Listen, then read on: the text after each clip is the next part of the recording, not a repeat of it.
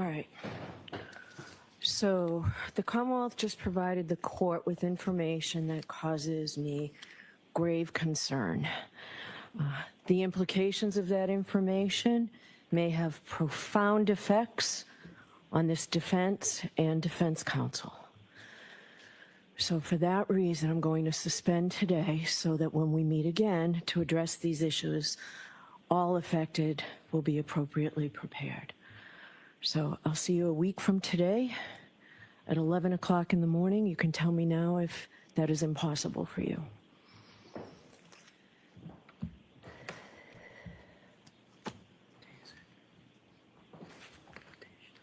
And Mr. Brennan, where the federal authorities have been kind enough in the past to allow me to have copies of everything, would you be kind enough to call over there or check with whomever you were dealing with to see if I can in fact get a copy of everything that you just read?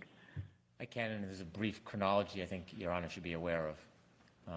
If I could add that right now, it would take me less than a minute. The chronology is December 4th, we sent another tour request, 2024. January 6th, we filed our notice of intention to exclude ARCA experts. January 30th, 2025, the United States Attorney's Office sent a response to both ours and the defense requests.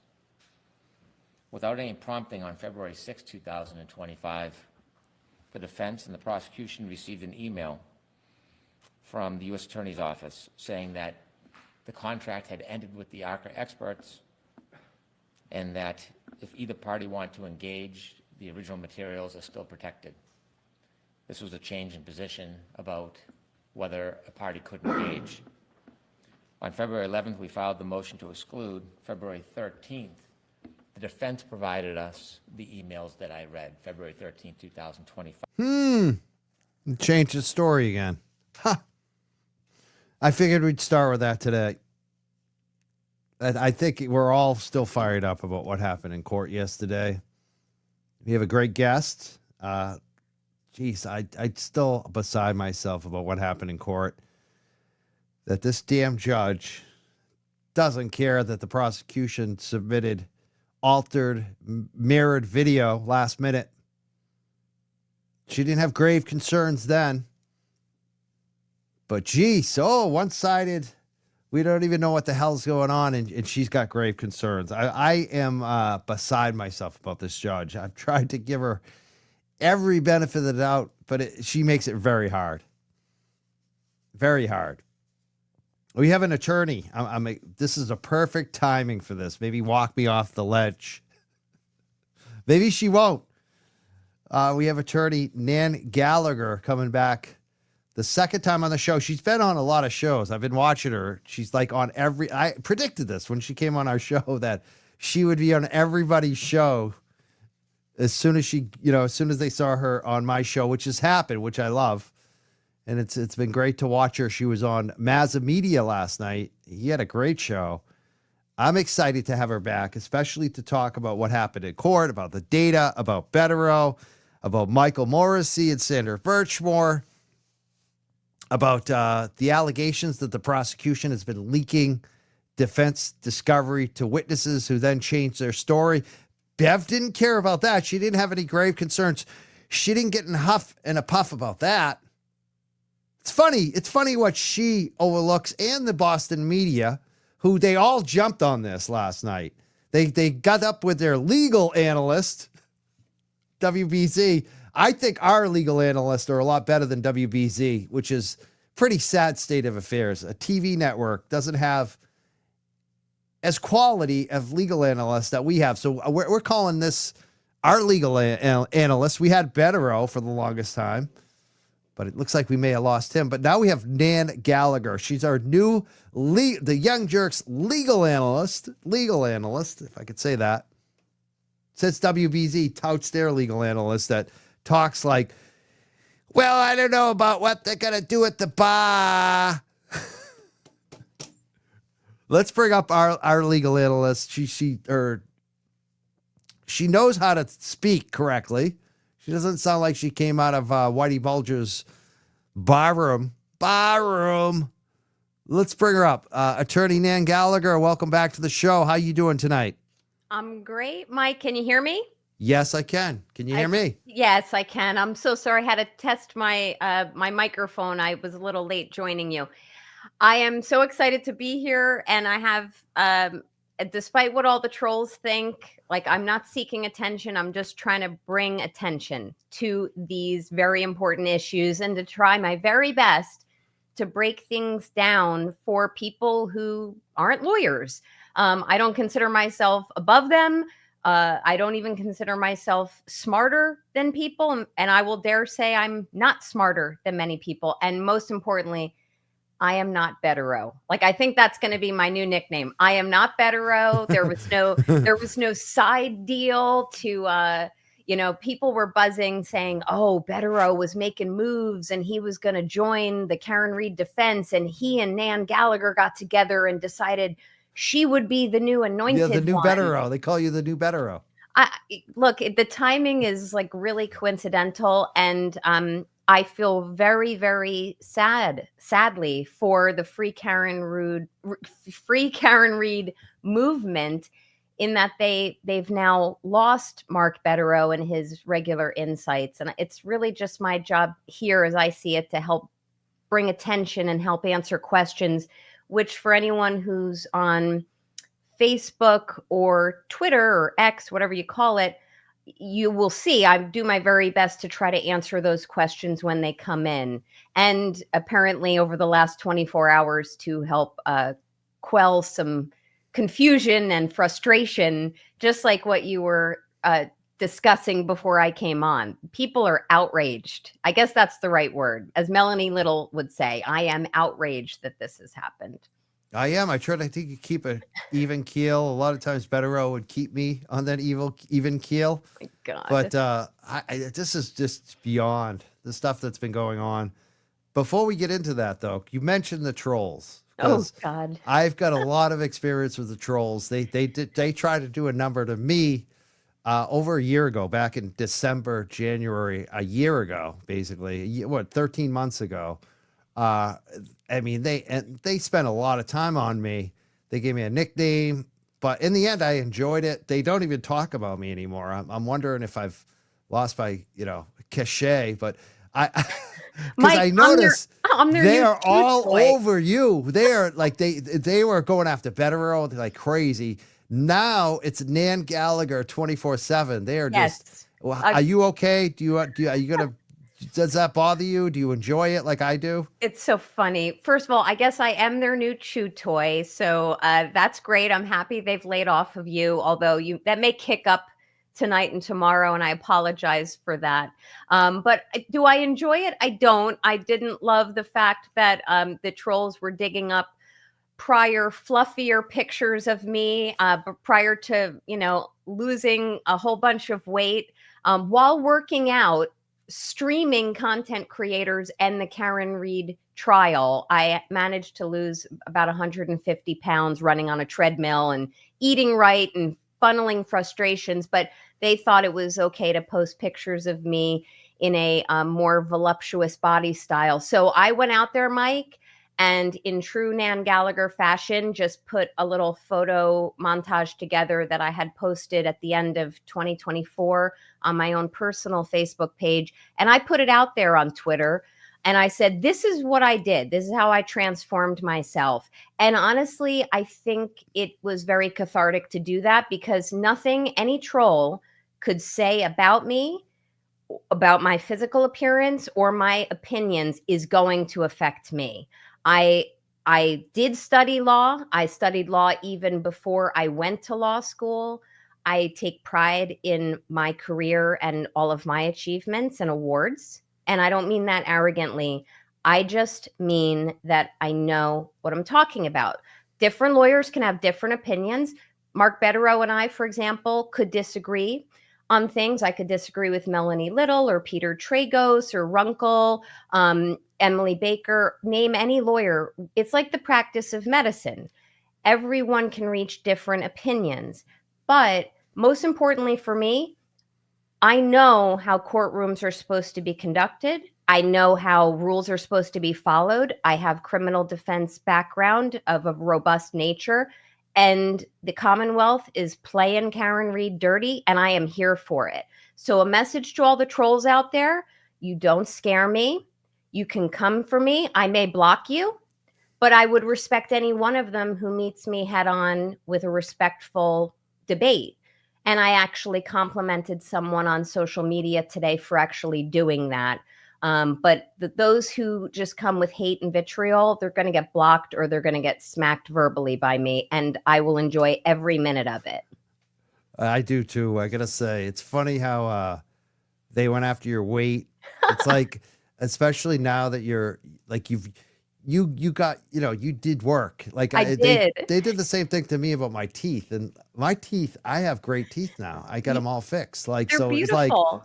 it's like you want to show pictures of my old teeth before I got the implants in. It's like, wow, that just reminds us of the work that we did, that we put in. We worked on ourselves. You It's work like, on yourself. And by the way, I have to dare imagine that Karen Read has worked on herself emotionally and mentally as well as her family throughout this whole process. When everything unfolded with her, Mike, I don't know her. I don't know how things were at ground zero for her, but her world came to an end. She lost a loved one. She was, I'm sure, confused, frustrated, was getting information, trying to surmise information, and then has been castigated, persecuted, lied about, maligned in the public, mistreated. And there's a whole other bunch of verbs I could insert in that sentence by the Commonwealth and law enforcement. And if you listen back to her more recent or most recent interview with Ted Daniel, I mean, unless she's putting on an act, she sounds like she's worked on herself because she's stronger and confident. She doesn't care who she goes against, whether it's Lally or it's Brennan, insert whomever the opponent is, she is ready and prepared. So I always encourage everyone, including the content creators, when I'm in your chats and when I post, to keep showing up. And that's what I try to do. And, I'm hoping that spreads its way and trickles down to Karen as well. Keep showing up because we're here for you. absolutely. And Karen is so strong. Like it's funny every time I have a little, doubts. I watch her videos and I just go, wow, look at that. Like she is. And like you said, like I have a feeling she wasn't that way before this. I always go back to that old saying, whatever doesn't kill you makes you stronger. Like Yep. it's a lot of times it's the biggest setbacks and challenges that are the best things ever. Like a lot of things that have happened to me in the past, I don't need to name them, but thank God they happened. Like I'm actually thankful because number one, they humbled me a little bit, which, when I was younger, I was a jock. I kind of had ego. I didn't have the right mindset. Some of the biggest setbacks, they humbled me. And it also made me realize that it's not the end of the road. You may think it's the end of the road, but there's a challenge here. And the reason the challenge is there a lot of times is to make you stronger, to make you somebody else that you should have been the whole time. So a lot of times it's the best thing that ever happened. I feel like Karen Read in the end, that's where she's going to be. And I think she gets it too. I really do at this point. She will someday, whether it's through, I call it a reckoning. I truly believe, knowing what I know about the evidence, which is not everything. I mean, we all don't know everything. There was this complete voluminous additional discovery disclosure a week or two ago, and we don't know all that the defense is coming up with to produce. But there will be a reckoning when I truly believe and maintain hope that Karen will have vindication. She'll never have her reputation fully cleared here. But if she is fully acquitted of these malicious and unfounded charges, I do see a clear pathway forward for her to file, at a minimum, a civil rights action. And you could throw in a bunch of additional causes of action too, if they're not time barred. And I think, as and I'm being figurative when I say this, but as Melanie Little said a week or two ago, it's going to be Karen Read Turtleboy.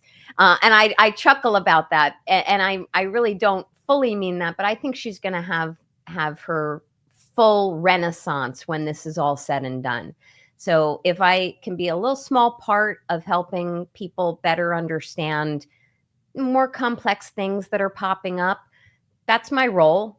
And I did want to personally take an opportunity to thank you. If, harkening back to a couple weeks ago, I was extremely nervous when I came on with you. And I know I've been on several streams.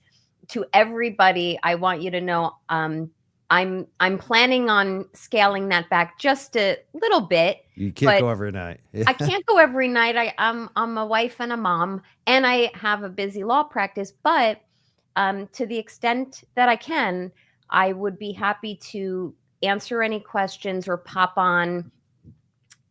People should always ask. If a content creator is interested, please ask me, and I promise I will let you know, hey, I can't, but I could do something else. And as the trial heats up, I will make an offer to be as available to help you go through these materials as often as I can. Awesome. Yeah, so Love I'll it. do the best I can. I'm not Mark Betterow though. Yes, nobody is. I mean, it's just he's like one of a kind. He's Yeah, so like Joe different Joe breed. Flipperhead today said in Tom CPU's chat, he said she's not Mark Betterow, like something like she's good, but she's not Betterow. He's king, and he is the king. I don't need to be a queen. We get a question: is Nan short for Nancy? Nancy asked Yeah. this. It Yes. is. Side story. It is short for Nancy. That's my legal first name. But my father was Scottish, and he has since passed away. But he is Scottish, and my parents wanted to give me an Americanized first name, and they both agreed as I was growing up that they wanted to shorten it to Nan, not officially, but just it's like calling Tom. I'm sure Tom CPU is Thomas, but they've always called me Nan just to keep an homage to Scotland. Definitely. So you got a comment here, but I want to kind of feed it into the larger narrative about this, because what happened yesterday to me, it was so shocking. Just seemed like one-sided, number one, and a changing story from Brennan about what it was actually he was alleging, and the way that she acted with the grave concerns, and this may affect the defense. She's never said that about the prosecution, and they've done so much funky stuff like the inverted videos, Yeah. like the allegations that the defense made yesterday about, feeding witnesses information they're not supposed to feed them from, that came directly from the defense. She never gets upset when No. that stuff comes up. But oh my God, what did you think? And this question, forgive me if it was already asked, but Nan, have you ever seen a judge act like Beverly Canone did yesterday? What's your take on what happened yesterday with this judge? All right. First, I'll answer the last question, which is, on one occasion I've encountered a judge who acted as unreasonably as I witnessed yesterday, and I still am traumatized by it. Not all judges, and I don't want to malign Judge Bev, but I'm going to be giving opinions tonight. But that one judge who really, in my opinion, had mishandled a criminal matter that I was lead counsel on, very much hearkened me back to what I saw from Judge Bev yesterday. So I will leave it at that. I've seen it once in 25 years. Now, keeping in mind that I was in court and waiting around for my own hearings yesterday, so I was catching some of this live and then catching it between arguments that I was making.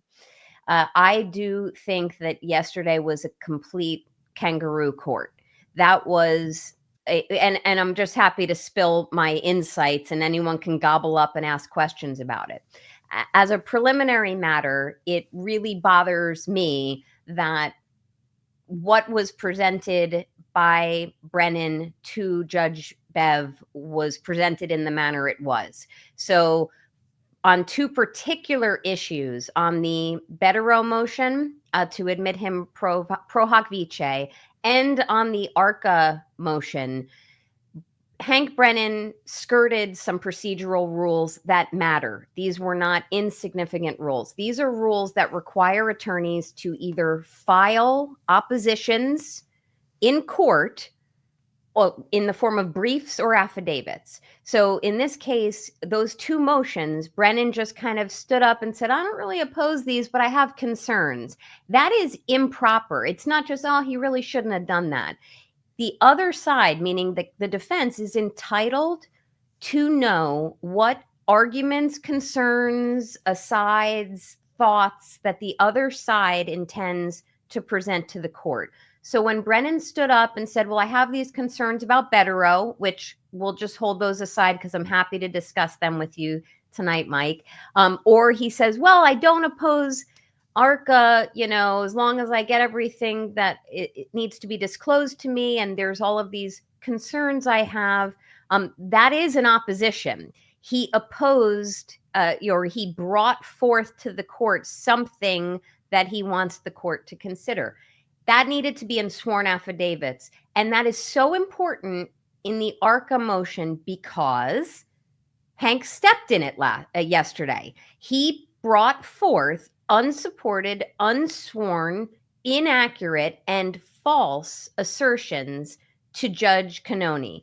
He said the feds produced these materials to him concerning transactions or preparational materials between the defense and ARCA experts, or maybe it was just Dr. Wolf, if I recall. He needs to know what he's arguing to the court before he just says it. I also will say, not only did he violate, it's really criminal procedure rules by doing that. And Alan Jackson, people are like, well, Alan didn't respond. He will. Yeah. Okay. And we can talk about that too. He will. But not only did he do that, but the way he presented them was also misleading, inaccurate, frankly, unprofessional when he says things like, well, that would have been nice to know. And I wish I had known that. And he, uses this kind of snark that I can use because I'm talking to you, but I'm not in front of a judge right now. So that was wholly improper. And then when you have Judge Bev, who takes him at face value, which she never should have done, what she should have done at a minimum is given Alan Jackson an opportunity to preliminarily respond. You've got these unsupported allegations from Brennan. She should have said, Mr. Jackson, do you have anything to say at this point? She didn't do that. What she did was ask Brennan for the materials, go into her chambers respectfully, and this is my opinion, have some type of breakdown of sorts, or maybe she heard about the federal habeas corpus filing, which I'm also happy to discuss if you'd like. But she came back visibly upset, made what I perceive to be an improper statement on the record about having grave concerns about having reviewed what she reviewed and the grave concerns as to the defense and the defense counsel. That is a gratuitous statement that should never have been uttered by a judge, especially because it came on the wings of unsupported assertions by Brennan, which were false and not sworn in an affidavit. Also, if you notice in that timeline, Brennan had to correct himself and say, oh, I got this from the defense. It's kind of like, and I'm anti-gun, but I'm going to use this as an example. It's like shoot first, ask questions later. And that's exactly what he did. And Judge Bev kind of bought it hook, line, and sinker. That's irresponsible. It's irresponsible of Brennan. It's irresponsible of the judge. It's frankly disrespectful to Karen Read. It's unprofessional treatment of Alan Jackson and the defense team. So I get really heated up about this, Mike. And I think we were talking 2 weeks ago and you said, hey, I don't really talk much when I have guests. So I'm going to talk you right out of your show. I am fired up about how improper this was. And the last piece of this, which answers your question, the fact that this judge got so fired up about this information Brennan presented to her, and she didn't flip out about, lost evidence. Pardon my dog barking. It will stop. Lost evidence, deleted text messages, inverted videos, late produced videos. I mean, the fact that she's not flipping out now about Right? the Higgins video that suddenly has, Yeah. or What- the failure to produce logs and metadata. Like if you watched last week's, I think I lose track of time, but I think it was one of the more recent arguments and it might have been yesterday. I think it might have been yesterday, but in one of the more recent arguments, Brennan was like, we've produced what we have, or we're going to produce things as we have them. And the metadata might not exist anymore. The logs may not exist anymore.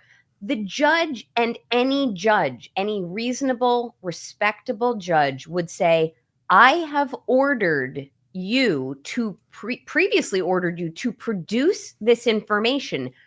Do you have it? And get it in the hands of the defense. We're going to trial in, Right. however She many doesn't do days that. say. That's Maddening. There's also this thing with you mentioned with Brennan have to correct himself. Yeah. First he said it came from the feds, and then he said the defense. Do you think he did that on purpose, or is he that much of an idiot that he just totally screwed the pooch on this? Like, how does that happen where he's going off, the defense never gave me it, the feds gave it to me, and then all of a sudden he admits after she has her talent, whatever we're going to call her Yeah. moment. Yeah. He says, oh, actually, Judge, it came from the defense. Like, do you think he did that on purpose? Because this comment here, this is what I think it was about. It's to sway the jury pool.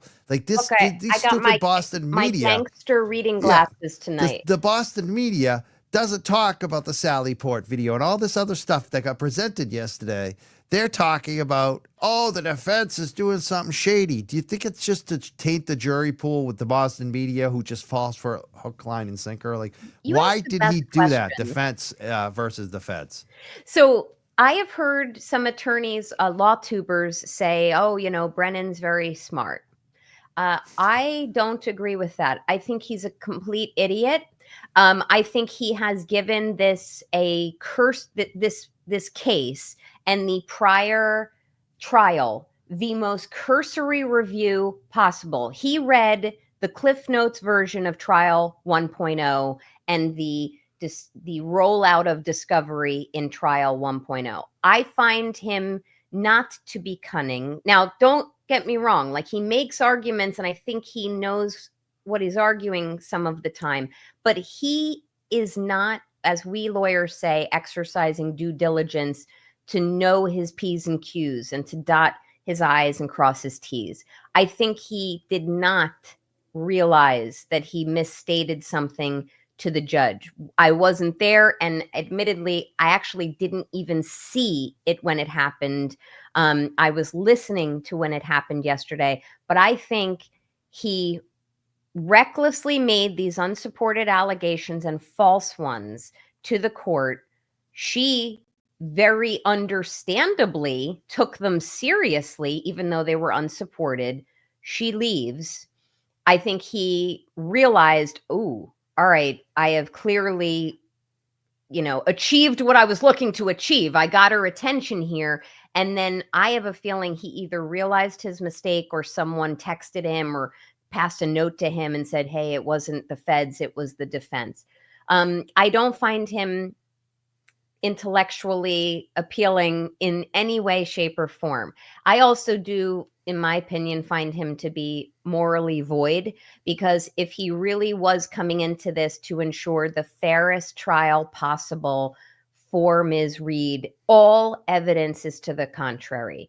And I am not afraid to say that.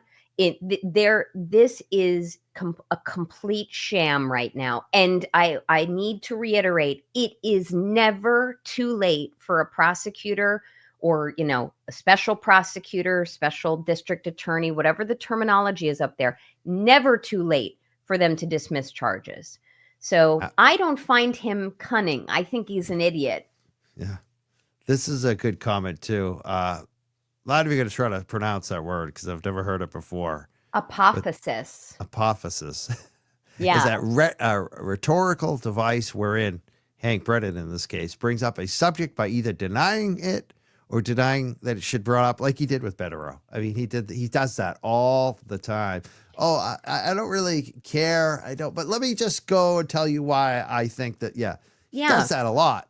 Yeah. And it's like, first of all, gray space, you're either an English major or someone involved in like psychology or counseling. Prove me wrong in the chat. I bet you are. But anyway, I think he is, it's almost a form of passive aggressiveness. And I'm not qualified to diagnose him other than to say, you touch on something and step off. And by the way, I do that in my arguments too.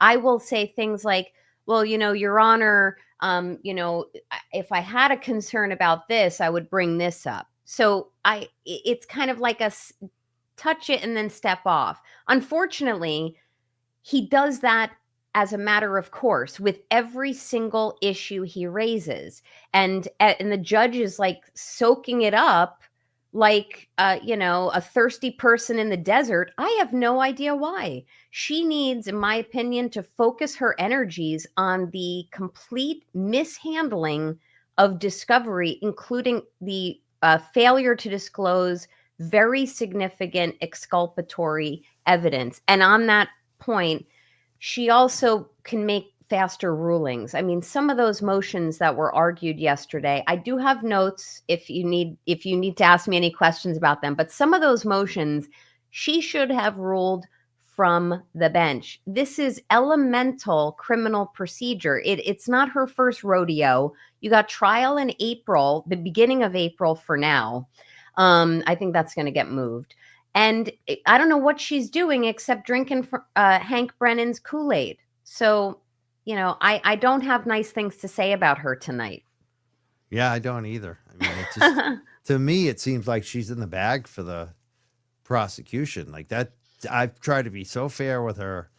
I have people in my fam that have, been involved in the judicial system.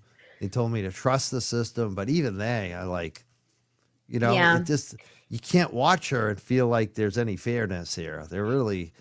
I want to say one thing on that, Mike, which is one, I do not that you're asking, I do not think a bench trial would be a better modality for Karen Read. I get that question a lot. Not a bench trial, not with this judge. And the other point I figured I'd just make to you is I'm not buying in yet to Judge Cannoni being part of a conspiracy. Like I'm not taking that additional step.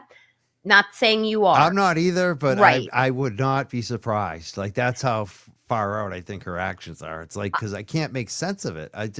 Far out is a great descriptor for it because and then imagine you went to law school for 3 years and then practiced for decades. Your mind would be completely blown. Like my mind is blown. And this is why many attorneys are speaking out. I wish more would. And we look at the other side and say, why aren't, where's your army of lawyers speaking up about how Karen Read is guilty? Like nobody's coming forward with any level of credibility who really understands the facts and the procedures here. I am strongly and passionately looking forward to the motion to dismiss that I believe is still due on Friday, the 21st. That's going to be fire. And all of you content creators are going to like really, really dig into it because there are so many missteps and procedural violations, Brady violations. It wouldn't surprise me if Judge Cannoni denies it, and I haven't seen it, but it probably should be granted just based on what I know alone. That's what drives me crazy. There's a comment here about that too. Shaylin said, I'm so excited for Friday. I want to read that motion to dismiss. We love you, Nan and Mike. Aww. People are wicked pumped for that. But again, like we know a lot of what's going to be in there. There's probably going to be even new stuff that we don't know about, but it's so overwhelming to me. Yet here we are just saying, you know what, even though it's slam dunk, it should get dismissed based on all these issues. We just all know she's not going to dismiss it because the judge is so in the tank for the prosecution.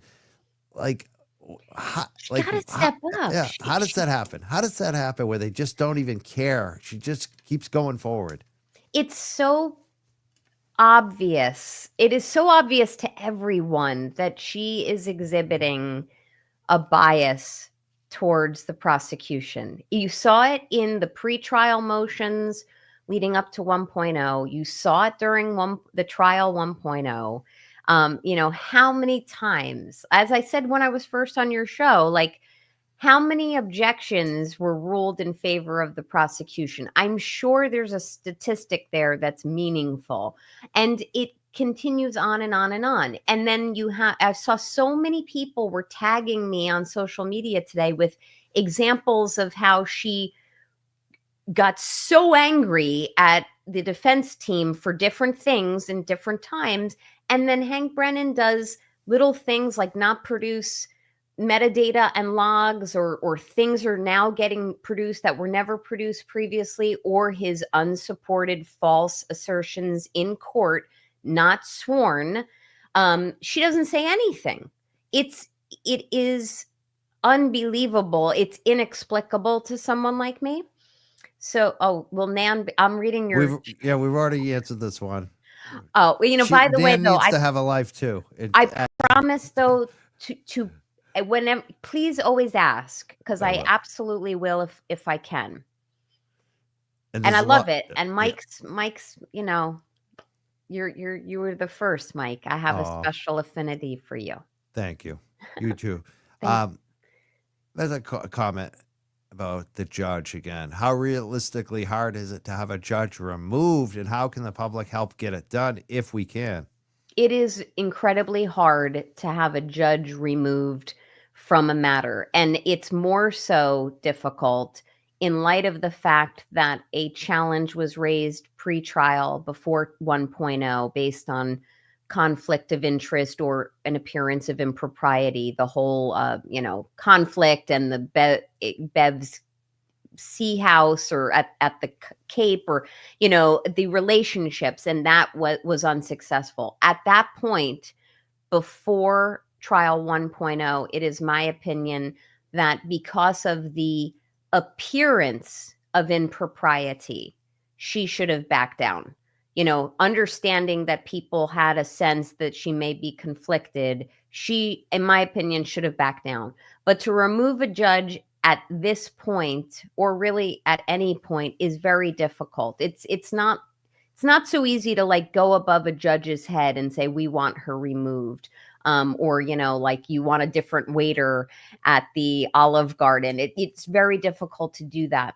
But also, speaking up about it is all I can do. And it would be all I would encourage you all to keep doing, because I am keeping my eyes on the future reckoning. I know there's going to be some moment in time where people who support the Free Karen Read movement are going to breathe sighs of relief at different points when she's acquitted, when she files whatever applications she wants to file after being acquitted, when she is vindicated.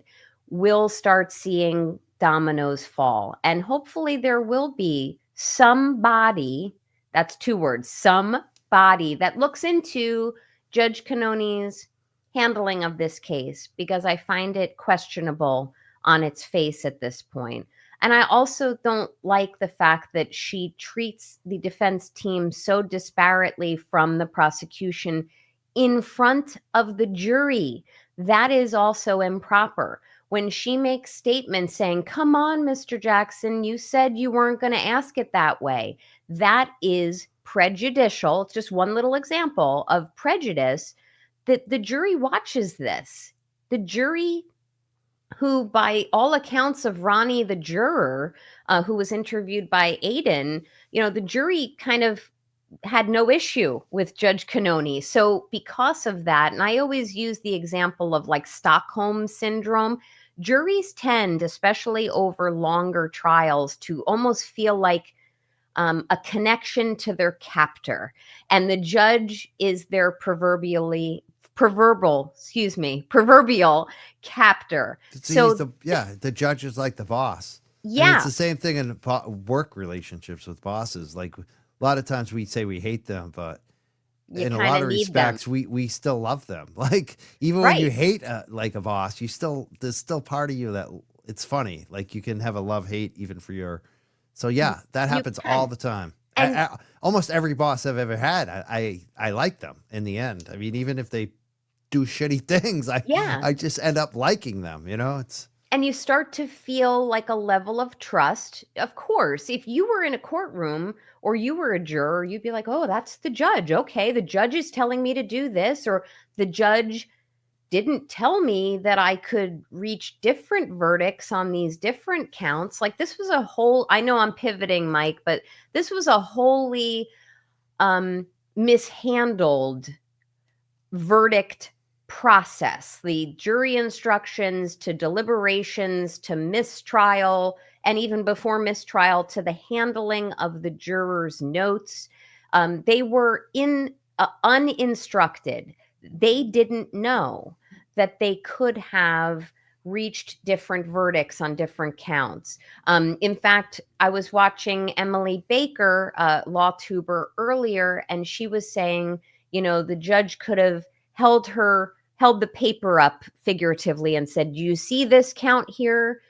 This is the one that talks about second degree murder. If you find that she did not commit that, here's the not guilty box. You can check that. Now, I'm not saying that would have solved every problem, but by example, being more instructive to this jury would have given them much more elucidation to what they could and could not get away with. And when she rushed them out of court, and I maintain did not give the defense an opportunity to really even be heard before she declared a mistrial, even though she thinks they were no shrinking violets. I think this whole McDonaldization of the ending of trial and getting all those jurors out the door was a complete misjustice to both Karen Read and to those jurors, because some of them have come forward, and most notably Ronnie, who's like physically come forward saying this is not what we agreed upon, or this wasn't how it unfolded for us. well, I just want to thank Tracy, who just gifted 50 Young Jerks memberships. Thank you so much. A lot of super chats coming in, and we'll try to read as many as we can.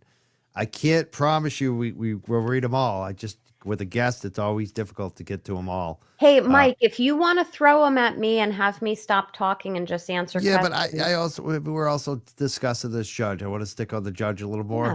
Well, one of the things, like we talked about the bias. Do you think the bias could be the judge's bias? If Karen was ever convicted, that would be appealable, right? Based on the judge's bias and all these things, would that Yes, be something that?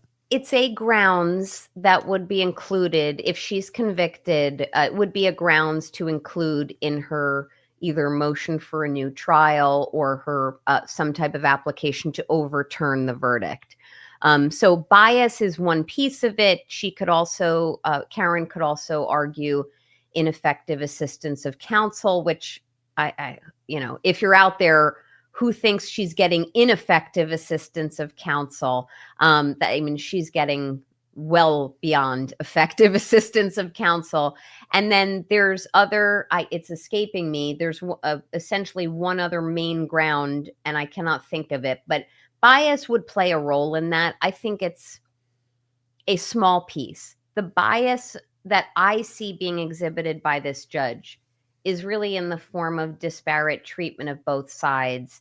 And it's not necessarily going to be the reason why she gets convicted. I think, and I don't think she will get convicted, but I see it more of a, if Karen were to get convicted, which I think isn't going to happen, I think it would be more because the judge's decisions on some of these evidentiary rulings are incorrect.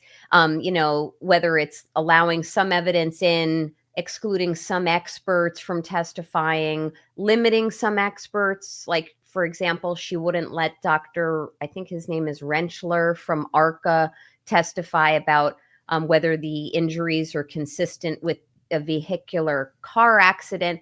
Biomechanical experts, and I'm grossly understating his qualifications, but biomechanical experts very commonly will testify about those types of subjects.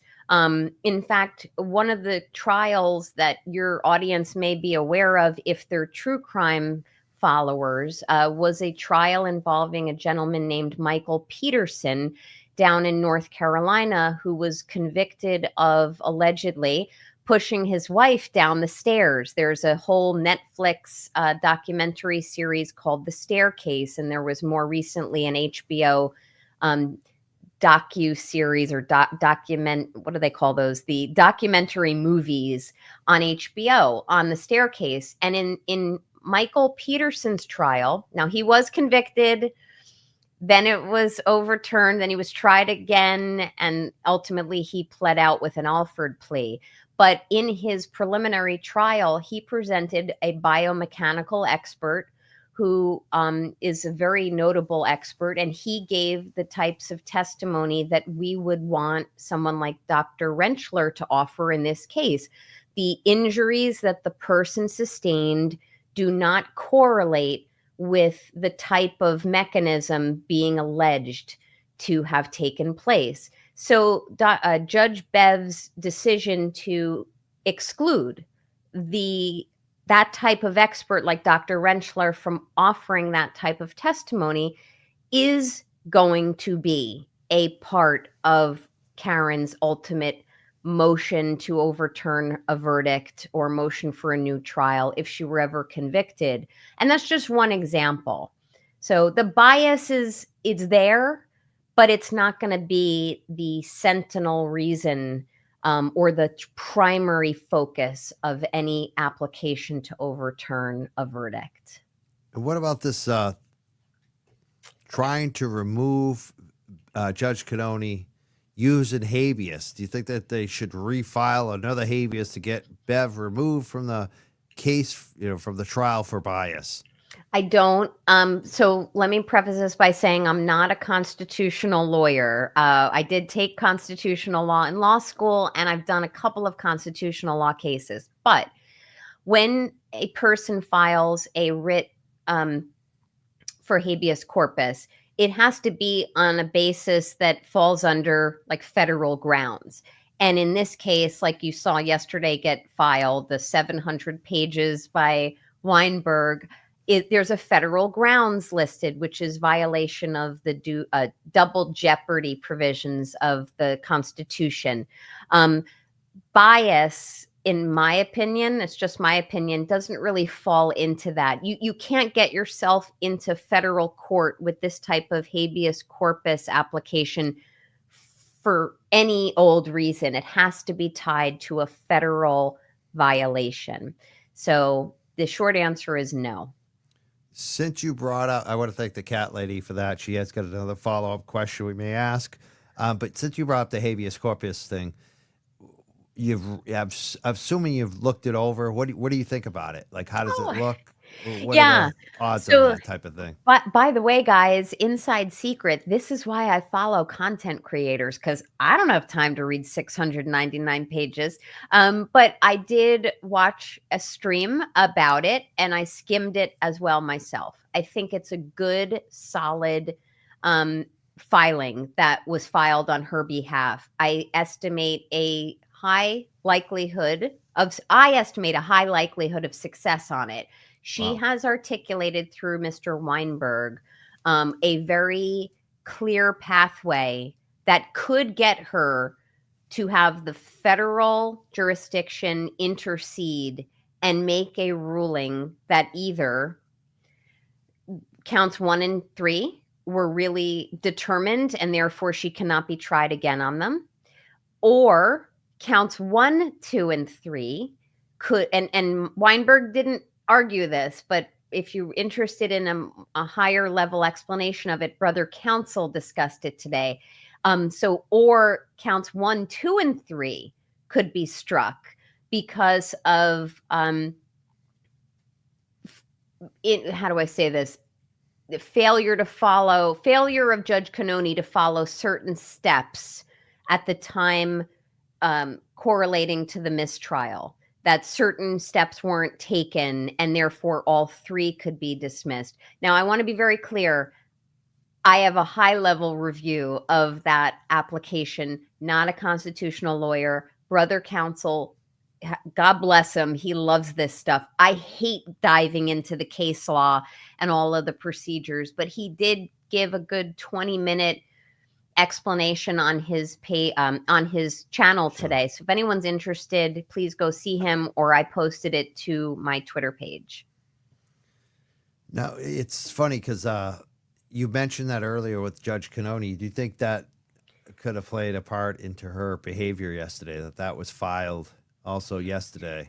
It's funny. I never would have thought that until I was looking at social media today. And then I said, oh, okay, the timing tracks, because this all came down around the same time. It's possible that Judge Cannoni went into her chambers, looked at the information that Brennan presented to her, which, by the way, as an aside, he talked about having undated emails. And undated. This is why there needs to be sworn affidavits when you're submitting things. And how many times raise your hand if you've ever seen an undated email that you want, and then go one step further and say, I want a judge to consider this undated email. If I could type an undated email right now and print it and say this. Yeah, it's funny. We get a wild lead that I posted up a while back. It didn't have the email addresses, and that's what. Like every attorney from every defense team has reached out to me basically about that email we posted, because they were looking for that. They were looking for the times and who sent it and received it, which my source wouldn't give it to me, it drove me crazy. I've been trying to get that info. But hey, the defense cares about that stuff. Brennan doesn't. It's weird. It's so weird. He doesn't. Yeah. And I look at it and I go, what is he doing? Like, I could bash him all night. I'm sure your audience might enjoy that. But anyway, in terms of, I don't even remember what I was answering, but I will simply tell you that the way that all unfolded yesterday from start to finish, I don't see that this is ultimately going to resolve favorably in the prosecution's favor. This issue on the ARCA motion, like you see a lot of trolls saying, oh yeah, AJ was quiet, he didn't fight it. Yeah, of course he didn't say a word. A, he wasn't asked to. B, he's going to reply. I know he will. Any good lawyer will. And C, like, I do have to mention, I did hear some people say that people perceived Judge Cannoni as basically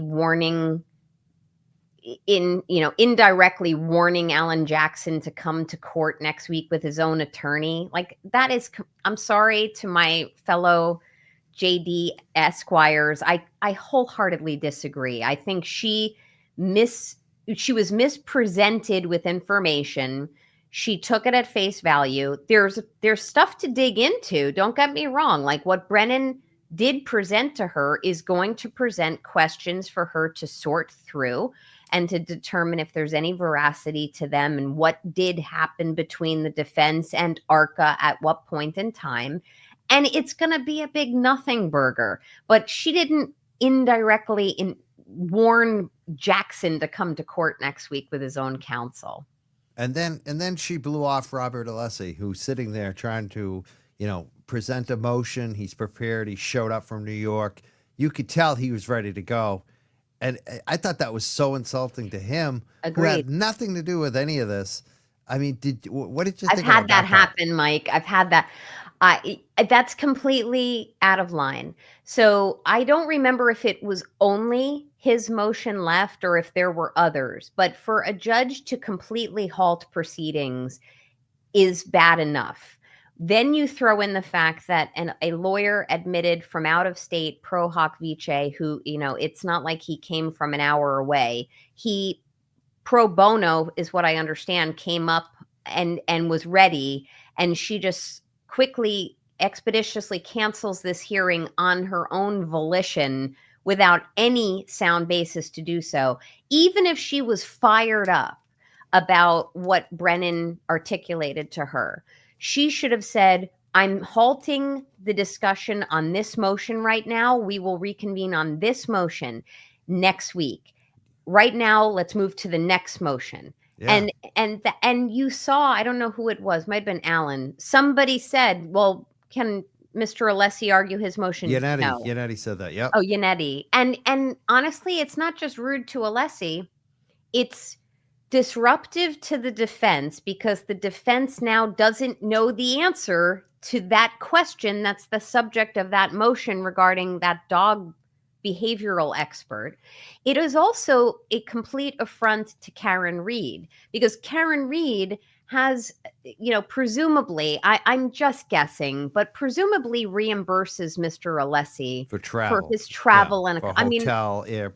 I do a lot of pro bono work, and all I say is if you could just make sure that my costs are your lunch. There's a lot to it. Taxi, Uber, whatever you call it. my Uber, FedExes, food. Yeah, there's a anything that's lot of stuff cost. that goes into this. And you know what drives me crazy too is I almost want to just maybe we should all do this. Would we get in trouble for this? Maybe because I'm a taxpayer. I pay taxes in Massachusetts. She just pissed away a bunch of money. I think we should all send her a bill. We should say, you know what? We want $1,000 an hour refund because you just spent all this money of ours and had no consideration about the cost that is involved for us taxpayers. So I think we should just mail her a bill and ask her to pay it herself because that's what just drives me nuts is that here you are. This is your friggin' job and you're so upset that you have to shut it down. But it costs us money, us taxpayers of money, because we're going to have to do this again. And you know what? I can't go on the record haranguing citizens of Massachusetts to do that. But off the record, I'll have a conversation with you. But I think it's also important for me to mention right here that I was probably watching it to Turtleboy last evening. And at some point he was talking about Canoni's emotional response to what transpired, the surreptitious ending and suspension of the hearing, the shuffling off to the chambers, the shuffling back, the visible shaking, etc., and the termination of the proceeding and punting it off into the future. And he was making comments about and I'm paraphrasing you, Aiden, if you're listening, but it was like, this is kind of set women back a little bit type of commentary. And I'm really paraphrasing. He was kind of correlating, this is why women had to fight to vote. They didn't get to vote right away, etc. Now, those were not his opinions. He was commenting very superficially on why some people can perceive women to be over emotional reactants or reactors to certain sets of events. Those were not his personal views, want to be very clear. And I actually wholeheartedly agree with him. When I saw what happened yesterday with Judge Canoni, I said to myself, oh my God, like really, you can't roll your sleeves up and just deal with it? I understand that there was an ill preparedness on her part, and that's not her fault, to handle the issue. She had just been made aware of it with false assertions, no less. But she should have, at a minimum, said, Mr. Jackson, what say you? Let me hear from you preliminarily, and then I'm going to compel you to come back or brief an issue. I want certifications, attachments, exhibits, briefs in my hand no later than blank o'clock on blank date. She should have done that. And what she then should have done, as I said before, is basically say, flip the page, let's get on to the next motion. And that failure to do that affected taxpayers, Karen, and not just Alessi, all of the attorneys, because as I said, they don't know what's going on with even Alessi's motion. But this unresolved issue, it puts a complete strangulation on defense strategy. So I really don't like what she did as a judge, and I don't like what she did as a female judge, because I can't, in my personal mind, imagine a male judge doing that. And I do consider myself a feminist, but while judges are human, there is a time when you have to kind of put your big girl pants on and say, I've got a job to do. My taxpayers are paying for my salary. I have ethical and professional judicial obligations, and I need to do them for the good of everybody involved: Commonwealth, Team Read, taxpayers, etc.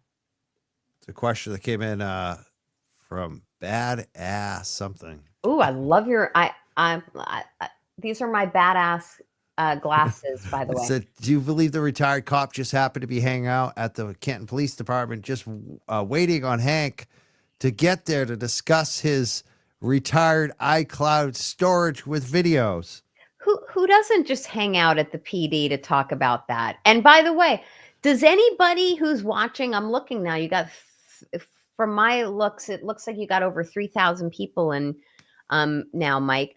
Does anyone watching right now think that they fully understand that word salad that Brennan articulated to the judge yesterday about what the heck happened?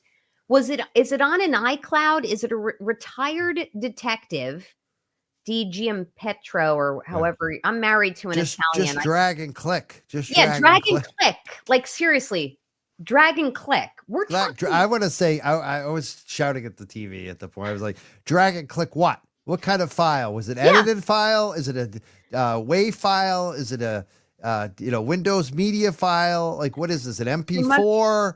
You're much smarter than Brennan is, Mike. But honestly, you're right. And one of these days, I'm going to get thrown out of like court or depositions because I listen to this stuff. And like when I have things in my ear, you can't see it. So I'm listening to stuff. I was screaming when I was listening to this.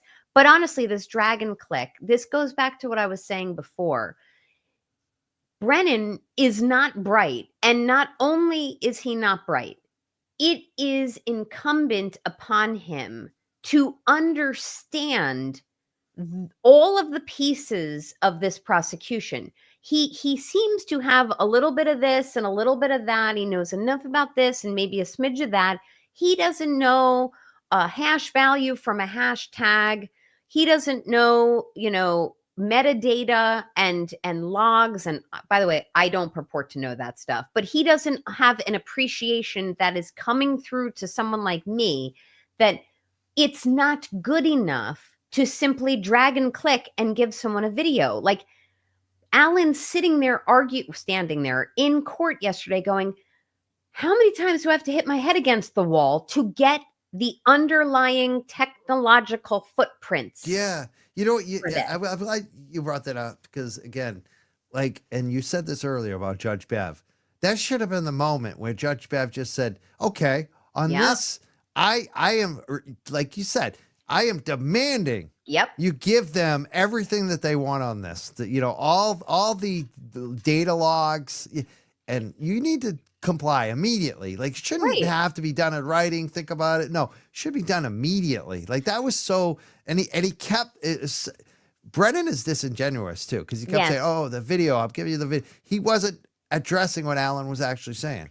Yes. And in 2 points on that, Mike. One is when she doesn't say that to the prosecution, it's like little kids knowing what they can get away with.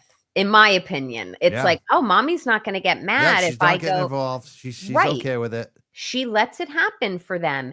And also, from my experience, I have had judges and other tribunals, boards who I've been before, administrative bodies, basically tell me, get this in my hands by X o'clock tomorrow. I can't tell you how many vacations, weekends, evenings of my professional career have been ruined because of some tribunals arbitrary imposition of a deadline upon me. And I'm not alone.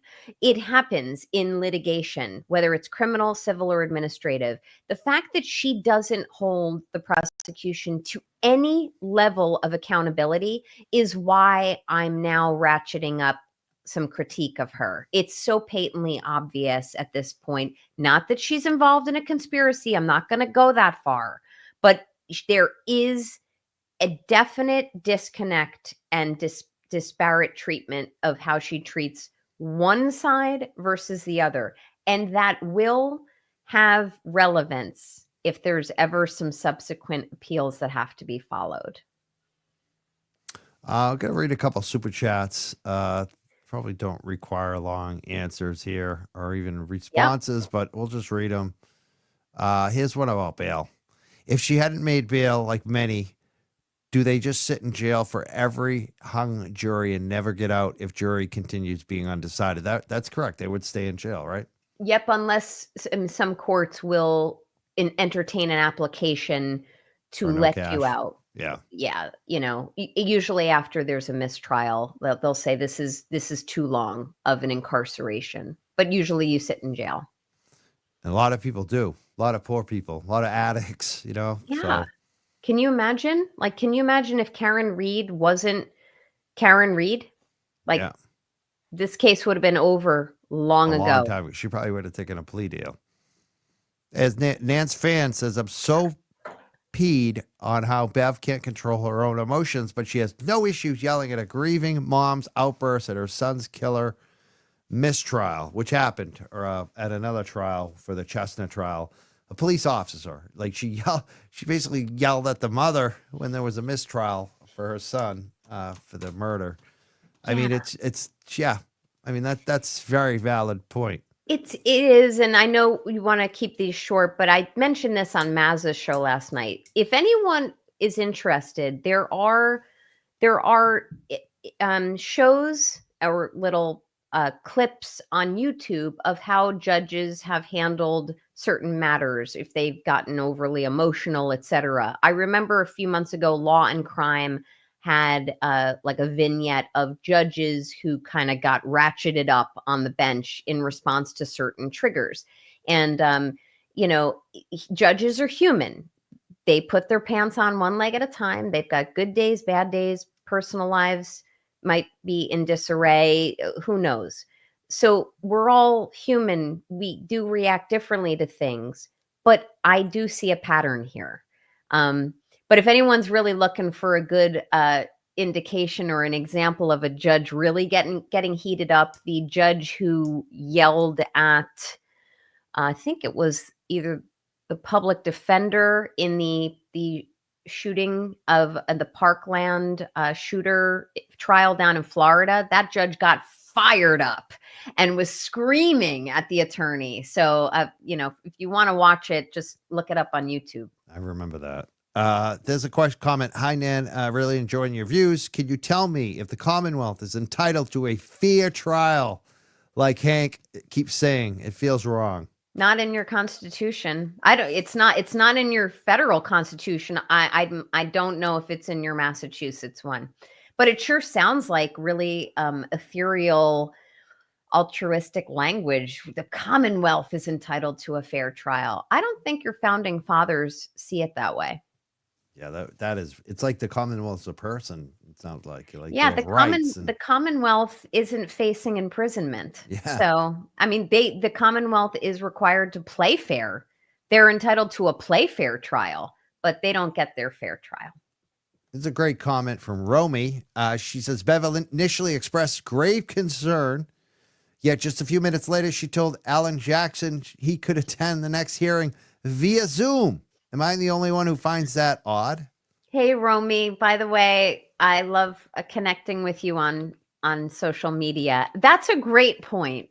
And honestly, now that I see it written that way, I have no idea if she stepped off of the, we'll punt this to next week and you can appear by Zoom. I don't know if she got to that because Brennan corrected himself. Oh, I'm sorry, it wasn't the feds who handed this to us. It was the defense. I'm wondering if the revelation of some accurate information out of the special prosecutor's mouth caused her to, as best as she could, scale back her level of concern. I don't know. We'll have to see about that. I think he should be there, though, if it matters. I think Alan should be there, and Definitely. it sounds like he will. Yeah. I think it's Tuesday, not Thursday, like she originally said. Tuesday is when this hearing's going to be. Here's a comment that I'm going to read, a question that I'll try to answer too. Do you think the defense asking for Sandra Birchmore evidence might dig up possible info John O'Keefe may have known, given he was a Boston investigator in the whatever that sex crime investigations unit, may go to motive for M by someone else? I don't think so, because that was he worked for the Boston police. The Boston police had nothing to do with Sandra Birchmore. Different county, different city, state police were in charge. They're asking for that info because it involves the same police, the same district attorney, the same state police, the same town it happened in. So it's about the people who were involved, not John O'Keefe, in my opinion. Do you want to say anything about that? I would defer to your local knowledge about that, but I don't think that this is the angle. It's about the same players.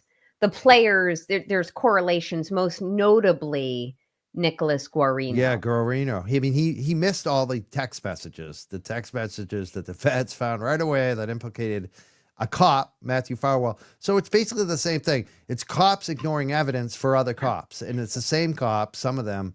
So I think that's what it's about. And the most curious thing about this to me is and it's not curious because it's what I've been saying the whole time, is Michael Morrissey, that they're putting the DA right squarely in the middle of this. And it's what I've been saying for the whole time. Michael Morrissey is the federal target. Like that's everything I know. And that's why Michael Morrissey is so invested in this. That's why they went after Turtleboy. That's why they were threatening me last year. This is what it's all about. It's about to shut us up because he's the target. He's the target. And I think that, what do you think about this thing that they're asking for Sandra Birchmore? Do you think the judge is going to go along with it? That's my question. Will she actually give them what they want? And by the way, that's why I'm looking to my, whatever, your right or my left. I'm looking at my notes because first I want to agree with you. I believe Morrissey is the primary target. And that is why he sent some stupid letter to the Fed saying, I have Brady obligations. I need to know what you're looking at. Yes. P.S. I'm sorry. You're self-preserving. You want to know what they're looking at. Mr. Morrissey, you got big, big problems coming your way. Now, to answer your question, Mike, I was looking at my notes from going through the motions yesterday. And in terms of the Sandra Birchmore matter, I want to say a couple things. One, I definitely think it's the players. It's the common denominators involved and the theming, as you said. It's like cops protecting cops. Second, I think it's egregious that, to me, Brennan didn't even seem fully prepared on the factual nuances of Birchmore to be able to then make an argument to the court, Canoni, opposing the production of that information. Like he didn't really show to me that he had a depth of knowledge about the Birchmore case to make it a notable argument. It's a good point because I can't even remember what he said in response on that one. He was saying things like, he was drawing lines. This has nothing to do with that. Right, and poor Ms. Birchmore is a victim. He used the victim word. A victim, like this wasn't just one officer, Farwell, that there is a whole and these are my opinions, but there's a whole interconnectedness and of what went wrong there, from what happened to her in her younger young life, to the other officers involved, to the mishandling of the I can't think of the name of the program that she was in. The Explorers program. Explorers. I was going to say the Observers, and I knew it was wrong. Yeah. To the mishandling and grooming that went on in that program, to then the murder, the cover up, well, the investigation and cover up of that murder.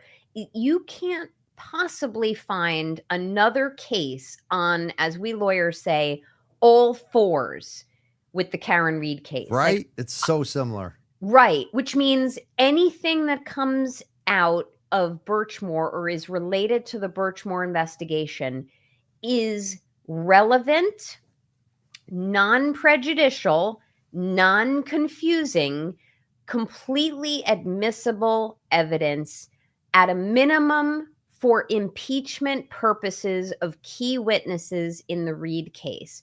So wouldn't it have been nice, for example, to have Guarino on the stand in trial 1.0 and to talk to him about missing 30,000 something text messages? And that's just one example. And on this point, Mike, it's also important for me to mention that one of the things, if you noticed, that Karen's team is trying to do is through their motions, they want to be able to not have to hand over evidence for impeachment purposes to the prosecution before witnesses testify on direct examination. Because when they do that, as it's stated in the current discovery rules or disclosure rules up in Massachusetts, you're tipping your hand, you're showing the other side exactly what you're going to ask. So, I feel like it's very frustrating in where I practice in New Jersey and New York and DC. We can keep our impeachment evidence. We don't have to show the other side, hey, I'm going to ask these really gotcha questions to your witnesses. Be prepared. So that's just the type of evidence, like the Guarino text messages, like everyone knows about them now that he missed. But there's other pieces of Birchmore that Karen's team wants to know about so they can ask certain questions of certain individuals when the time comes at trial 2.0. Now, one of the things that came up in that filing and some of the other filings is Michael Morrissey's email address. I don't know if you saw the emails. Number one, he had like a different name. I should look it up, but it was like Jason or something, like a different name that's not his own. It wasn't like bigjerk.com. Well, or, there was there were some other ones that were Cheesy Banana.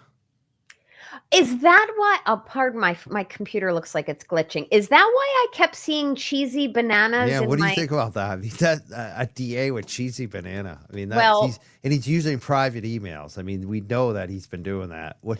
So, admittedly, I was unaware of that. Other than now I look like I'm really glitching. I'm sorry. I admittedly I didn't see all of that. I saw a bunch of Cheesy Bananas on X today. Had no idea what I missed. But with that said, I don't think any prosecutor who's been elected and put into office and receiving compensation based on taxpayer dollars should be spending a nanosecond of paid time doing anything other than his job, using his official email address, and anything other than that. And I'm holding aside the fact that that individual shouldn't be using misspelled names or words to, if it's Read, it's READ. If you're misspelling names like REID or what are the other REED, if he's doing any of that to throw people off from public record requests, no prosecutor should be doing anything of the sort to try to misappropriate time that he should be spending on his job doing official business. And I will tell you, I've been involved in investigations in New Jersey of state employees, most notably physicians who work for state prisons, who receive compensation for doing their jobs. But if they do any personal business whatsoever while working in those prisons or those state like mental hospitals, there are investigations from administrative agencies involving the ethics of doing that. It's called stealing time. So a lot of the doctors I represent, for example, they have their own practices, but they give of their time and then render services at prisons and psychiatric hospitals, etc. The state is not supposed to be paying them for doing anything other than their job for which they're being paid while working at the prisons and hospitals. And I think at an absolute minimum, when all is said and done, Morrissey, like I said, absolute minimum, Morrissey should be answering questions about the time he has stolen from the residents of that county up there by using his personal email address and his cheesy bananas. Definitely. Yeah. Is my glitching really problematic? I apologize. It's all right, but I don't know what it is. Like, what do you want to? Is something you can do to fix it? Let me see. Just keep talking. I'm gonna troubleshoot. I'm gonna answer this one because I think I know the answers. They said, Nan, John O'Keefe asked if Kevin Albert was going to be at 34 Fairview that night.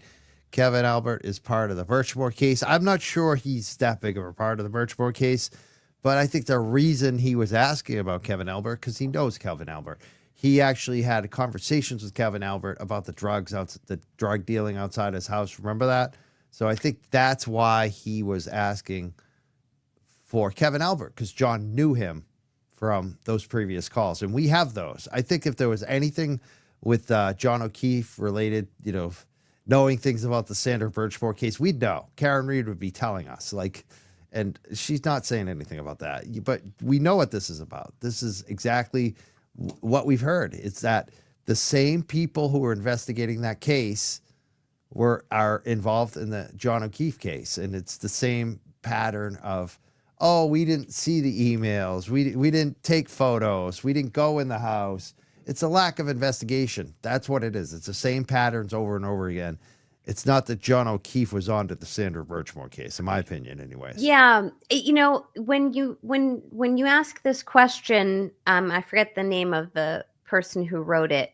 Serenity. I always go back in my head and I say, I know I have a sneaking suspicion there is some motive that we're just unaware of. I don't know if it's tied to what you're stating here, or John O'Keefe had the goods on somebody. I don't know. I think it's ego and alcohol. I think it's that simple. Like, honestly, that makes the most sense. And especially if you look at the video of what happened at that waterfall that night between Higgins and and we know about the text with Karen. I mean, guys fighting over a girl is like the oldest story. I mean, that starts out in junior high, right? I mean, I think my first fight was about a girl. Like, it's always about a girl. Like, that happens so often. So guys fight about girls. It's just.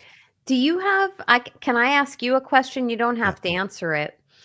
Do you have a theory of what you think happened? And you may feel uncomfortable to voice that. Yeah, I don't like to go with the theories because I really don't know what happened. But I mean, I think a lot of people are starting to drill down on that. And I think you can kind of get an idea. I mean, especially from, like I said, the waterfall video. Yeah. You can see that there was some tension there. And you can also just see from the text, like, Higgins was upset about Karen. Like, the text he sent, he was like, what's up? Like he was upset. She ghosted him, number one. And then that night he sent her text that she's not responding to. So I think it's that simple. I mean, we don't really know, but all I know is when you have people drinking a lot, people get stupid. And if there's a slight disagreement, that's when a disagreement turns into something major because people are intoxicated. And then you throw like a girl into the mix, or, unrequited feelings or ego. Yeah. And I think a lot of cops do have ego. Like, let's be serious. A lot of cops get that kind of ego god complex. They do. And I have one more question for you, and then I will stop. But and it's really for you or your audience, Mike. Does anyone have an understanding of whether the part of the video from the waterfall presented at trial? Some of it did, but not all. So basically, they showed it sumo all. wrestling or Yeah, what they grab showed assing. the grab ass and they showed the other stuff, but they didn't zoom in on it. They didn't. I don't think the defense really knew what the internet sleuths like JFK, the JFK show, and Microdots really looked Yeah, like. They what do you call that when they enhance the video and then right. they really look at what's going on in that video. You know, they just focused on it, and I think that they discovered there was more to it than even the grab assing that was Yeah, shown. It's really about when they're leaving. That's when it really, you know, because Chris Albert grabs Kevin Higgins, Brian Higgins. You can see that. So there's that'll be some in weirdness to that. 2.0. Yeah, That that's going to be huge. That's what Betterow said. It's obviously going to be a huge part of 2.0. Yeah. How are you doing? I'm gonna one more. How are you doing having lost your better buddy? I'm Oh, I'm fine. I mean, you know, for me, it was. I was worried something happened. Like honestly, that's the funniest thing because they're, you know, this idiot Hank Brennan's like, oh, Betterow could share stuff with Aiden and all this. And it's like I know Betterow, right? Like we had a show with Betterow on a Sunday, and at 5:30 in the morning, he sent us a message and said, "I have to cancel," and then didn't okay. tell us why. Didn't tell us why. And he's always, you know, gets back to us, lets us know what's up. And for like 10 days, I had no idea what was going on with him. And I was worried. I thought it might be his family, something maybe happened to his family, he wanted to keep his Right. privacy, or that he was mad at me. Like I was like, did I do something wrong? Like, what is going on? Like, and so Did when I he break found up with out, me? it was a relief. Like, you know, because it was like, oh, we didn't lose our boy. We didn't lose our Betterow. He's not mad at me. He like, you know, as soon as the news came out, he's like, men, like he's talking to Maz and me. We have a little group chat. Yeah. So it's like, for me, that's all that mattered. It's like, Yeah. I like the guy so much and I support him. And He's a great guy. that I don't, you know, for the show, I got plenty of guests, you You know, do. it'll be Enjoyed your fun. discussion with Ian Runkle as well. Yeah. He's And it gives great. me an opportunity to maybe branch out a little more to because sometimes like the audience wanted Betterow so much, I would just give them Betterow every night, you know, like Yeah, it's like binge eating, yeah, it's like easy. It's my guy. He's gonna say yes. We're gonna have a great show, and then we'll do it again next week. Like so, I didn't even have to like work on guests. So now it makes it a little harder for me, like in terms of have to work harder again, find new guests, like I found him. But at the same time, I'm kind of like inspired by it because it gives me like there's a lot of people I could have had on over the last 6 months, Right. but I was always like, let's just go with Yeah, Betterow. go with what works. Yeah. And, So before I forget, I should mention, I think Brennan's statements about, which he had concerns about Betterow on this application to have him admitted pro hoc vice. So he didn't oppose it, but he had these concerns. I think they're without merit wholeheartedly. Betterow can represent Aiden. Betterow can represent Karen. There's no there that I see. Even if there are ethical considerations, every attorney, and I dare say him most of all, Betterow, that is a consummate professional and ethically, has his integrity and will follow every steps needed, as he did with you. He said, "I have to yeah. cancel."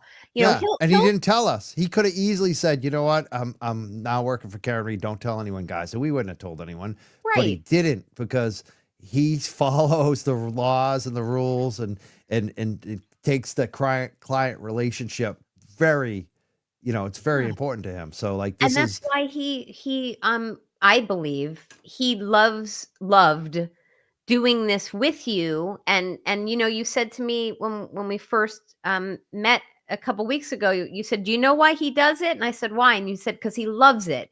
He loves talking about the law and the area of law that we practice in." And he strikes me as just a passionate advocator and really smart, really intellectual, really great writer. And he's going to do great things for Karen. I would be shocked if Judge Canoni denies that motion, especially on unsupported, unsworn assertions from Spanky. that was ridiculous. That made me mad too. Like that was like because I know Betterow. It's like because Yeah. you're basically saying I don't trust this guy. That's kind of what he's saying in a backhanded way, and it's like you have no idea. Betterow is so legit and above board. It's not even funny. Yeah, he had like sent me a little message after I appeared on your show. And that was the only communication I ever had with him. And he kind of said, well, I wish you lots of luck. Be careful for all the trolls or something like that. He knew I they don't- were coming for you. He knew. Yeah, he knew. It's so funny because you mentioned like maybe after tonight the trolls will come after me again. That's what happens a lot. Like every night I would know the next morning if our show with Better O was like a big one, because by the next morning they'd start hammering us again. It'd be like, I'm getting it because Better O destroyed everyone last night, so now they're attacking me too. You felt seen, but it was, as an aside, and I know I knew the ratings were going up when the trolls come after me. and I know you have super chats or chats to get through, Yeah. but just quickly, when I was in Disney World a few days ago, I woke up one of the mornings and I was like, I feel like hitting the hornet's nest. And I put a few things out on social media just to annoy all the trolls. And it was literally like lifting like a garbage can in an alley in New York City, and all the rats came out. Like they were mad. Oh, they get so mad. But then they crawl back in. They crawl back under into their dark hiding places. Miserable. Yeah. Oh, I gotta speak on someone who destroys trolls every single time. I love this guy. He wrote a song and he mentioned both of us in his recent. Have you heard? Do you know about Auntie Deb? I do, and somebody sent it to me and said, "You've arrived." If he's writing a song about you, or not about me, I was included in a song, as were you. I haven't heard it. He told me about it today. He was because he was giving me shit. I talk to him sometimes. Talked to him on the phone today. I love him. He is such a good guy. Please let him know I said hello. I'm a big fan of his as well. He said he needs a new, because one of the things I posted recently, I'm getting a new laptop finally. I need a bigger screen so I don't squint, and you helped me. You like gave me so many donations. I'm like, I can get that laptop now. Jimmy wants to know if he can get a laptop, if you'll hook him up too. Oh, absolutely. Like, look, the issue here is I want to support creators who get this message out. So if I I have one standard, which is if I like what the messaging that you're bringing, and I think it's reaching a lot of people and has the ability to reach a lot of people, if I find time to swoop into chats, I'm overcome with generosity. Also, despite what the trolls think, do not need my stay-at-home husband's permission to make donations, and I am not. He stays at home. He stays. I love it. Yeah, what a lucky gig. I have 2 kids, and once I started my own law firm about. Are they young kids?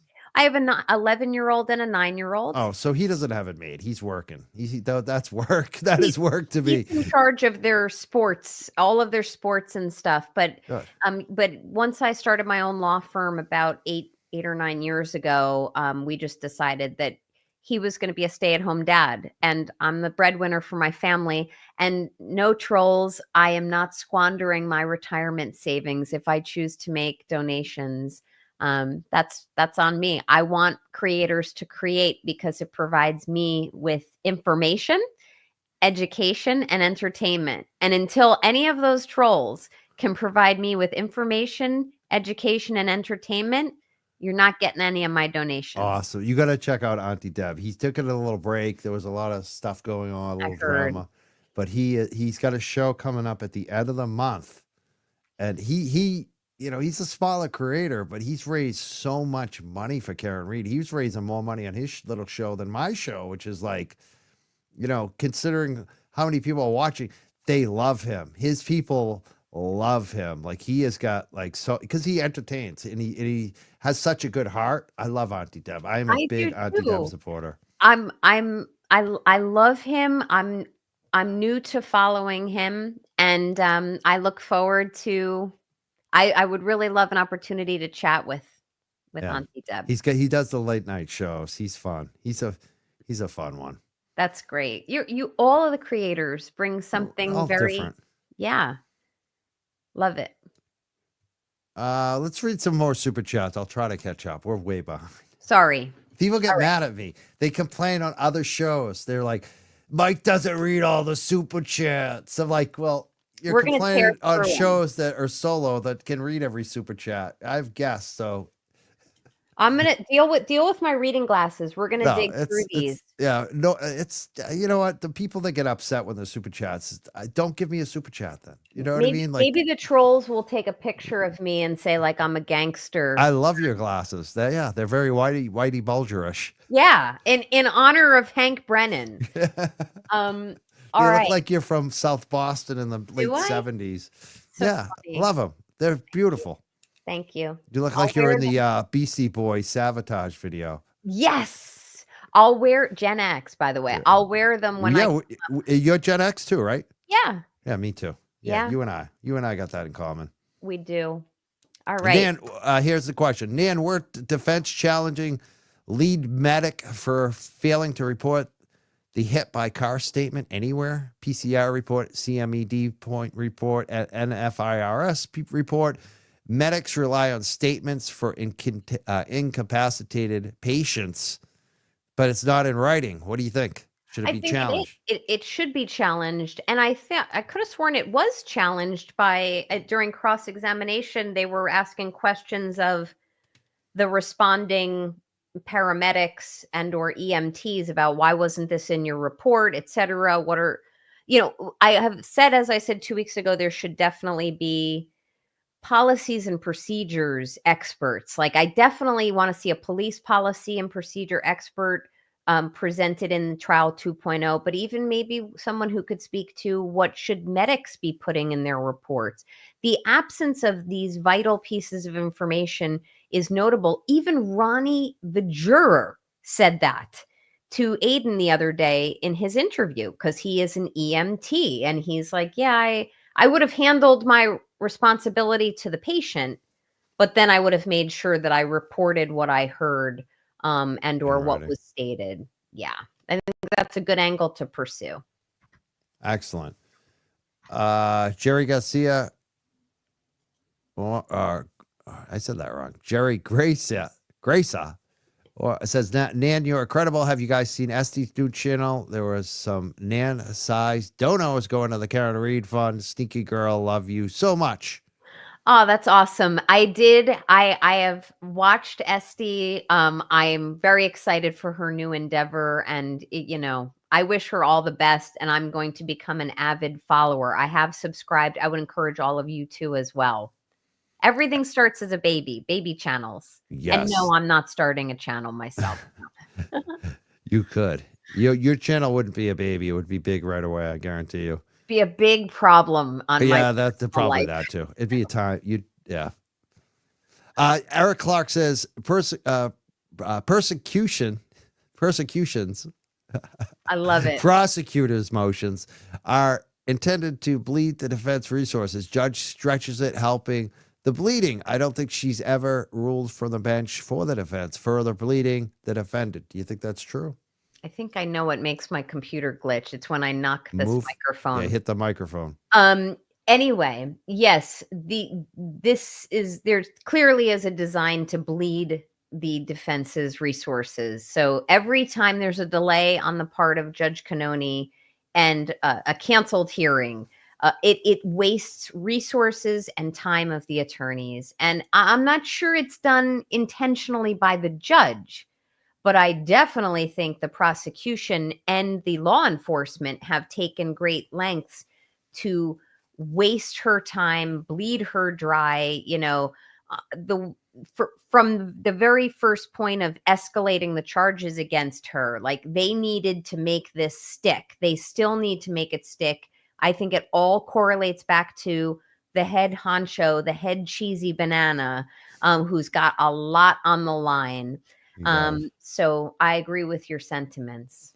Here's a question about the cheesy banana. Amor of Alessi says, how does it help Morrissey to dig in on this? I don't get it.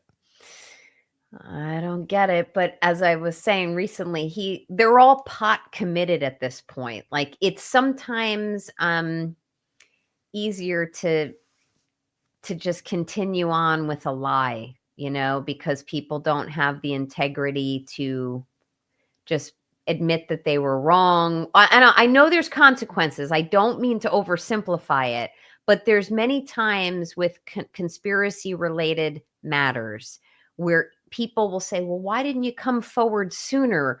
You knew this had happened, etc. When people are getting caught and interrogated 3, 4, 5 years later, and they'll say, well, I didn't want to get in trouble. I was afraid of the consequences. People are pot committed right now, whether it's the people who killed John O'Keefe or covered it up, those who were in the house who may or may not have known something then, but probably know something now, the law enforcement officers and state police who clearly had a role in some form of cover up, then take it to the level of the prosecution, which I think has some role in they know. I say to people, they know.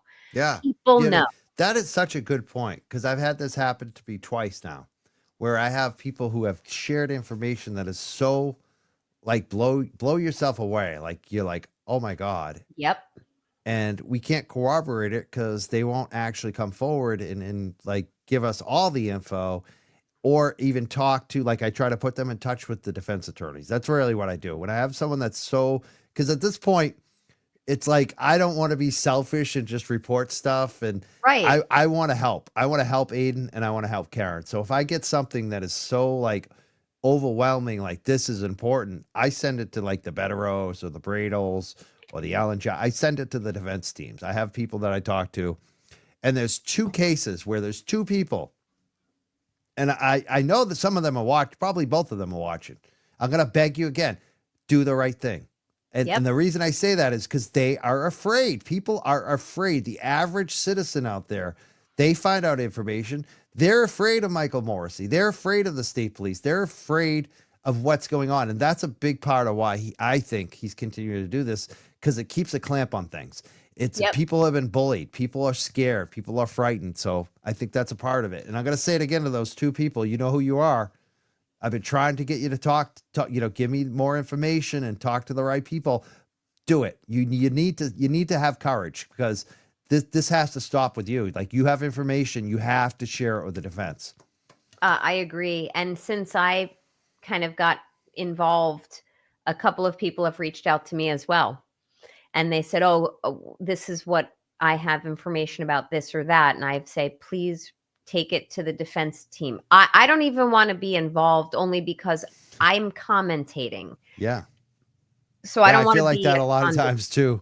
Sometimes I'll send it to Aiden, but in this case, they don't even want, both witnesses don't, both of these people don't want to, they're afraid Aiden will blow up their shit too. So, but they should just talk to these defense people. It just drives me crazy.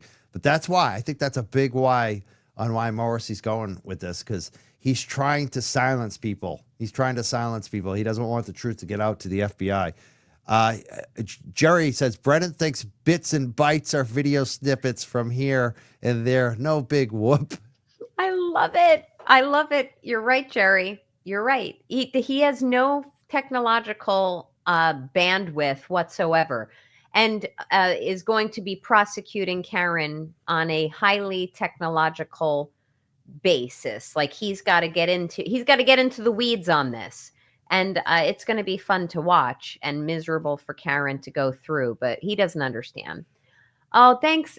Thank you. Yeah, this is a legend. You got to listen. He's a legend. I don't know if you follow him on Twitter, but I love him. He just pranked me on Twitter. He put out this awesome video of me. Did I do it to you the first time you were on? I do the mute. I put myself on mute by accident. Yes.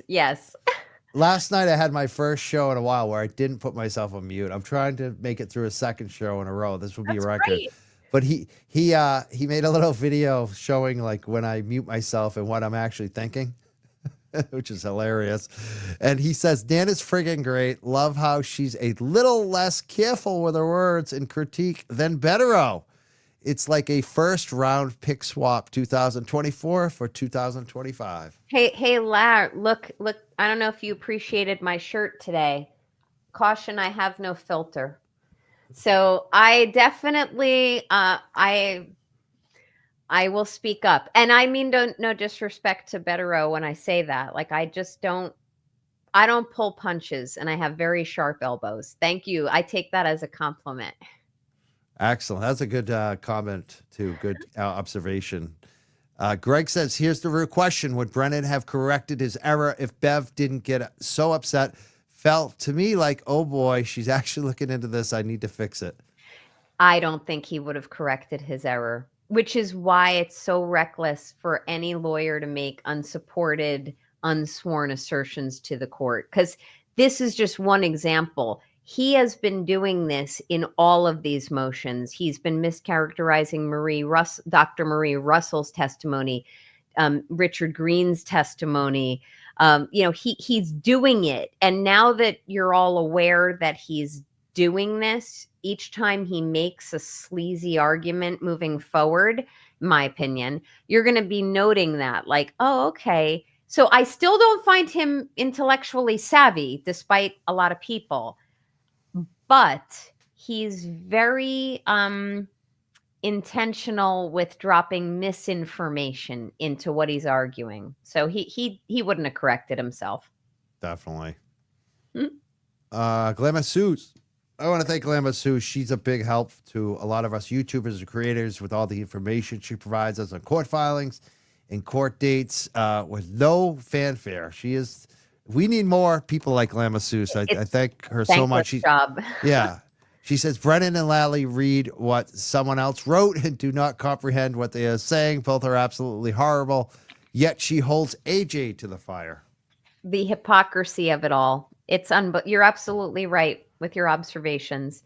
Somebody needs to show me where she's treated the defense fairly. And no one should give me the example of, well, she granted or she denied Brennan's applications on Russell and Green. That's not treating them fairly. That was actually randomly making the correct decisions. She's disparately treating both sides, and it's very, very noticeable. Richard from New Zealand says, Nan, if the motion to dismiss is overruled and it goes to trial 2.0, would Bev be in big trouble legally for ignoring the number of Brady violations? If the motion is overruled and it goes to trial, would she be in big trouble? The answer is it depends. It depends on what's in the motion because we haven't seen it. And it depends her bases for denying the motion. So it's hard to answer that question, Richard, but I have seen where a judge has entered a very arbitrary and baseless decision to deny a motion to dismiss. The judge has faced consequences thereafter. So I'd have to kind of reserve an answer to that. Let's see what's argued and what she does with it. And then feel free to reach back out to me. I'm happy to answer it again. This comment says, Hank said the Commonwealth deserves a fair trial, but they are not on trial yet. Yeah, that's ridiculous. They don't deserve the fair trial. Taxpayers do. I just want to be very clear. It's not in the Constitution, but don't you, Mike, as a taxpayer, feel like, all right, we want all criminal defendants in our jurisdiction to have a fair trial. We pay for it. We subsidize it. So you all derivatively are beneficiaries of the right for a fair trial to take place. But no, the Commonwealth does not have a right to it. That's what made me mad about yesterday. We're paying for this. My tax money. Like I said, I'm even contemplating, is there a way I can, I've never evaded taxes. I've always paid my fair share. I've been proud to do so. But it's getting so bad that I start in my head thinking maybe I should start not paying my mass state taxes because she's squandering them. Yeah, she's squandering our money. Like the way she treated Alessi yesterday. It's like, are you kidding me? Are you kidding me? She treated him, in my opinion, like he was invisible. Honestly, he could have appeared by Zoom. That would have saved him time. And as I mentioned on a recent stream, for every lawyer who does pro bono work, they are foregoing doing work on their other paying clients. So hold aside his travel up there and the time he spends working on Karen Read's case and arguing motions, etc. That means during that time, that all the time he's working with Karen Read, he's not doing billable work for his other paying Exactly. clients. So Judge Canoni, in my opinion, figuratively kicked him right in the stomach yesterday. And kudos to Yannetti, who said, we have Mr. Alessi here to argue this motion, or to argue the motion. And she's like, no. I mean, really? Yeah. So at a minimum, I would encourage people who were dissatisfied with how that was handled. You have every right to write a letter to the administrative office that governs the judiciary up in your jurisdiction. I don't know the name. Yeah, I of think I'm going to add something to that, because Brian Berea is a local estate tax attorney that's been on the show. Definitely got to get Brian back on the show. He filed an ethics complaint against Michael Morrissey when he did the Nice. hostage video, and he's talking about doing a Zoom meeting on Saturday morning for concerned citizens, because I think he's going to be organizing something. So people check him out on Twitter. Brian Berea, I think it's estate tax or you'll find him. He's a great guy. Ooh, So I I'd think like he might to be doing attend something. that.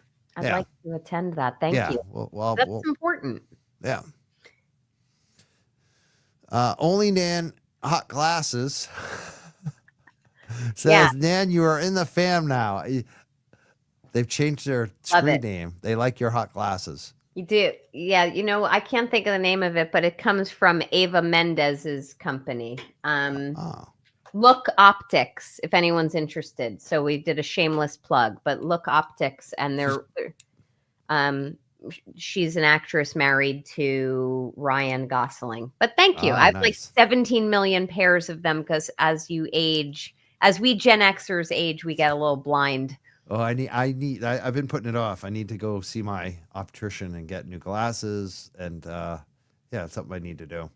Well, maybe the donation fairy will come. I I'm sorry. I need a time thing that, because when you think about the Alessi thing, when we mentioned that, that's the other thing too, is like, you said the bill, you don't get to bill your other clients. You're not working. Yeah. You're also away from your family. Like, to me, time is everything now as I get older, and I am too busy. I run like basically 2 businesses here, and it's just like, I never have enough time. Even for things like, I've been doing Personal the life. dental work again, and I got the glasses, and I got to get my inspection sticker, and there's always something, you know what I mean? Like, just getting that computer. I needed this computer for a month. Just to go on Amazon and order it, it took me like 3 weeks to like even pull the trigger, because I had to research it. It just, I'm so proud of time that. is everything.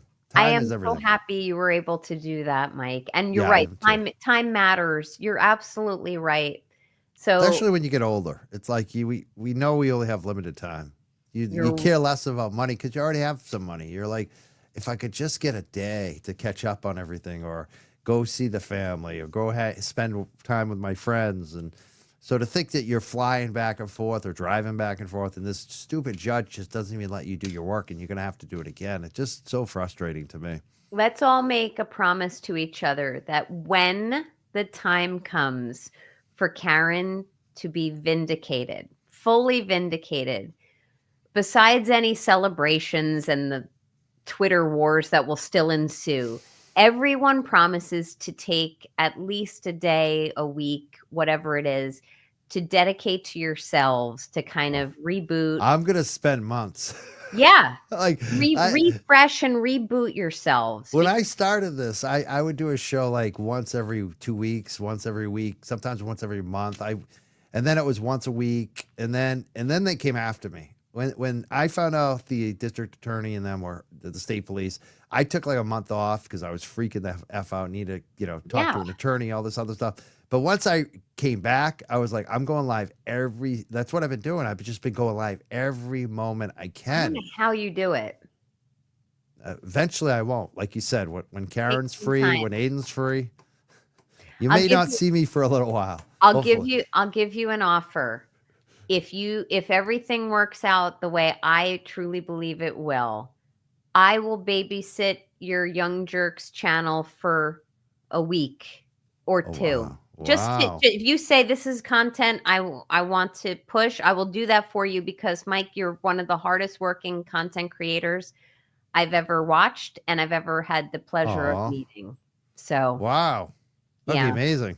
And no, that's not me trying to grapple my way onto YouTube. I think you No, I just love it. I love it when it's stuff. I once had back in the day when I started doing this stuff, it was actually internet radio. We didn't even do video. And one time I was sick, I had a guy running for state rep. He filled in. He filled in for me and took over the show. He ended up winning that race. that's And great. I said, because you filled in for me that night. And he's the only state rep that has actually come out and said he's free Karen Read, as far as I know. He showed up at one of the rallies when they were outside the State House. Big Mike Conley. Even though I think Mike's mad at me. He doesn't really talk to me anymore. I chased his buddy, Bernie Sanders. I sent someone in, but Mike was doing this event and Bernie wasn't doing, I don't know. It's a long story, but I sent someone in and Bernie wasn't happy and Mike wasn't happy, but you That's know, awesome. I like Mike Conley because he co-hosted my show when I was sick one night. It's like, how cool can you be? Well, I truly believe that like good people deserve good things and the way you treat people is how you expect to be treated yourself. I guess one might say that's a very Christian type of mentality, but I honestly, I think you work so hard. I'd be happy to babysit your Oh, channel for I would you. love that. That would be The amazing. ratings will tank, but I No, will they babysit won't. They love you. I mean, the ratings are up tonight again. Like I said, the first time you came in, you got numbers that were comparable, actually better than the first time Bettero came on, but they And weren't as good as like the Bettero at his peak. yeah, But I he- said they'll grow. And tonight, again, it's higher than it was the first time. I think last time we were at 2,000 live viewers. Now we're at like 3,300. So Oh my God. Well, you go. thank you everyone They for like watching. you. For now. Yeah. For now. For now. You know, I've seen what happens when people don't like people anymore. But anyway, I'm just here It to happens. help you all better understand what's going on. It happens to me sometimes. People get mad at me. Oh well. Oh well. I like myself. It's all right. I didn't always, but I do now, so it doesn't really matter to me.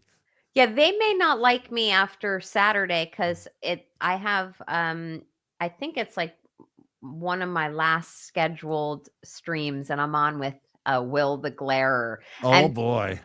leading up to Turtle Boy and people are going to see my sailor talk, I guess would be the best way I would explain it. I can get very passionate and frolicky when I feel very passionately about something. So Will, I think, is going to bring out the other side of me. So tune in if you're interested. No, I'm not gonna say anything. All right, what do we got? Brennan says I'm giving it all I got, Scotty. I'm giving Karen everything. Sniffle. Hey Lally, do you think Bev is buying this? God, I love Jerry's personality. Yeah. I had some other questions tonight. I wanted to I'm just going through so we talked about the data. We kind of did talk about Bettero. We talked about Morrissey, Standard Birchbaum. Just making sure I got them all checked off here. Yeah, I'm looking through my notes from yesterday as well. There was. Oh, I know. Okay. Oh, Okay, yeah. I got some. Hit me with your. I want the Turtle Boy interview. He did the turtle interview with the juror that we mentioned, Ronnie. How helpful do you think that was for the defense or the prosecution? So, I actually, as maddening as that interview was, like, for all the reasons that people have been discussing it, and it was hard to watch, and I was texting with Brian LTL throughout it, going, what is going on here? I think it was Ronnie's candid answers were helpful to the defense and maybe a little helpful to the prosecution, but this was a clearly uninstructed, unguided jury. It was also compromised from what I'm gathering from Ronnie and only Ronnie, that may have been some very, very strong personalities in that jury room, and some of whom also imposed their own level of intellect or experience in an attempt, whether it was intentional or not, to try to solve the mystery of what happened in contravention of what evidence was presented and or what the Commonwealth's theory was. So as jurors deliberate, it's not your job to solve the mystery and find out what really happened. Jurors are supposed to say, what is the state or Commonwealth presented to me? What is their theory? What are their facts? Are there any other plausible explanations? And if there are none, then I have to vote for reasonable doubt. If there's some other plausible explanation, then that goes to the higher standard beyond reasonable doubt. Ultimately, I think Ronnie's input helps the defense better hone in on their strategy.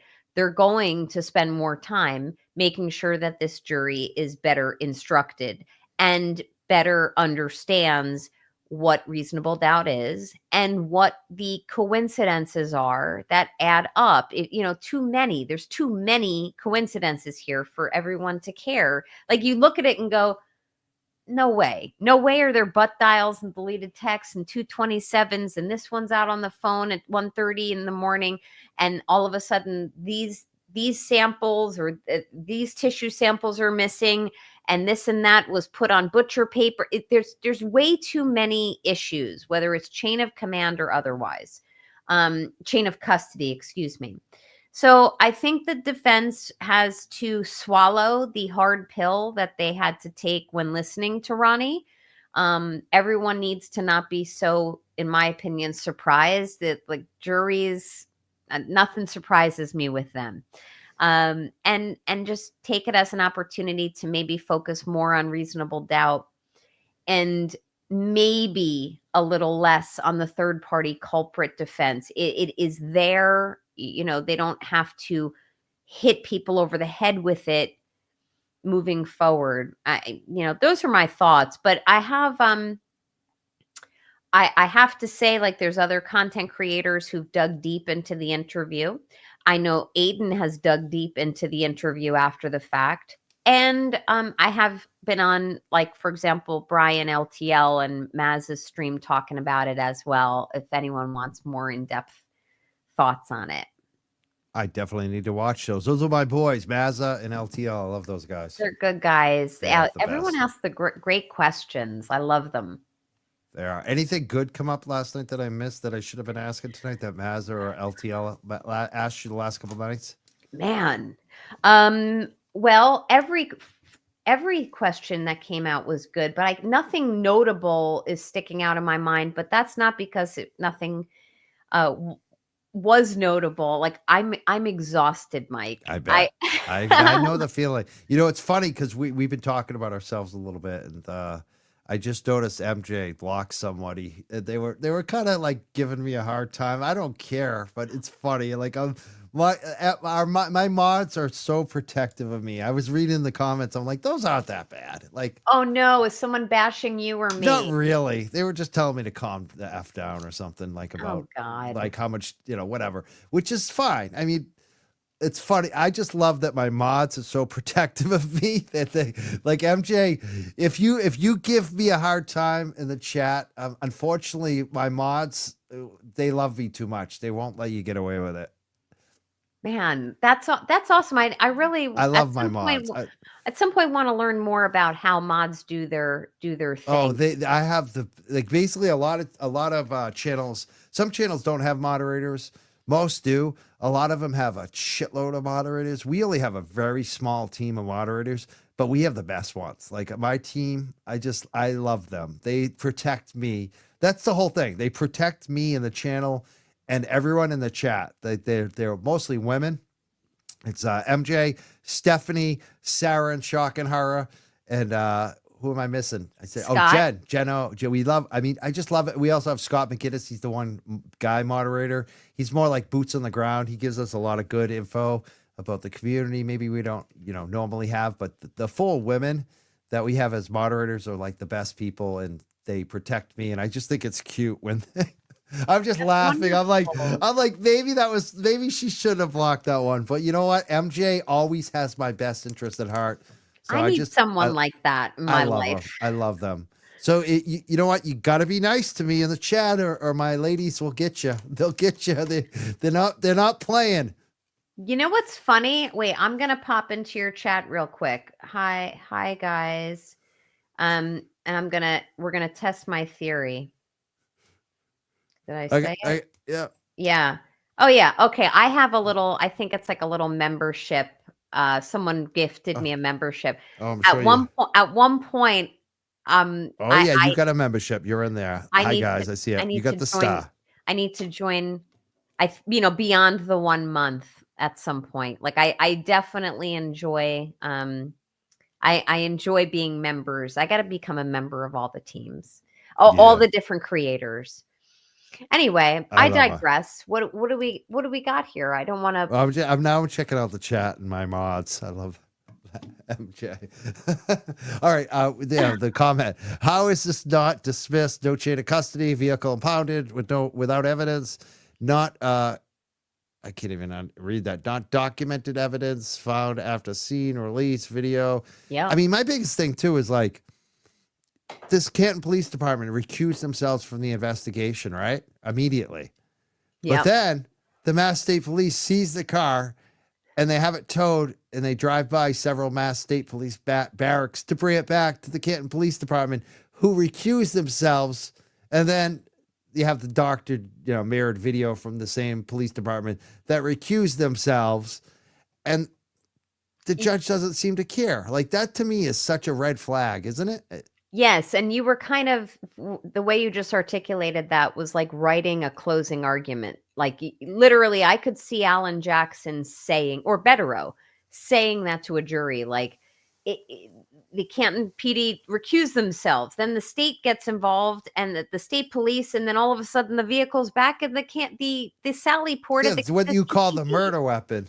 the murder weapon. So there is so much mishandling and hypocrisy here. But to answer Eric's question, I'm not convinced that this motion to dismiss will. Let me say it affirmatively.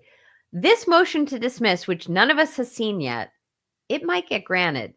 I think I don't know this, but if I were to guess, Betterow's working on a Brady motion, on the motion to dismiss. He's working on the Brady pieces. That is my belief.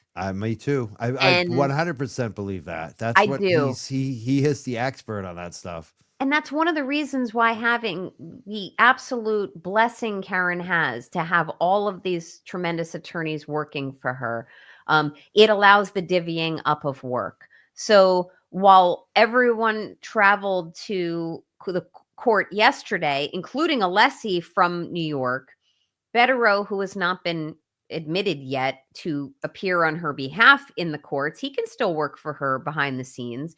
And I have a feeling he was sitting, and he's a busy guy, I'm sure, but I have a feeling he's been sitting writing some of his letteros by Betterow, and putting together the Brady pieces of the motion to dismiss. So, and I know he knows what he's talking about because I've heard him on your show really get into those Brady violation related issues.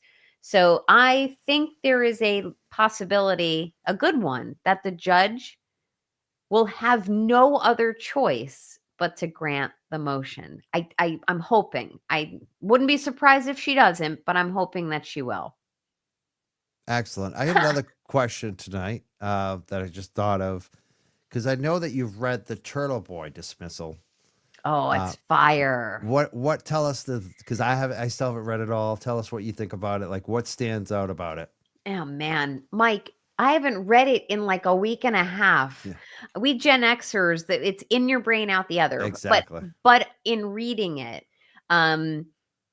which I want to say was also while I was on vacation, because and Ian Runkle was asking me for it, and Bob from Defense Diaries was like, can you send it to me? And I'm literally like at the Magic Kingdom firing off this motion, which was really good.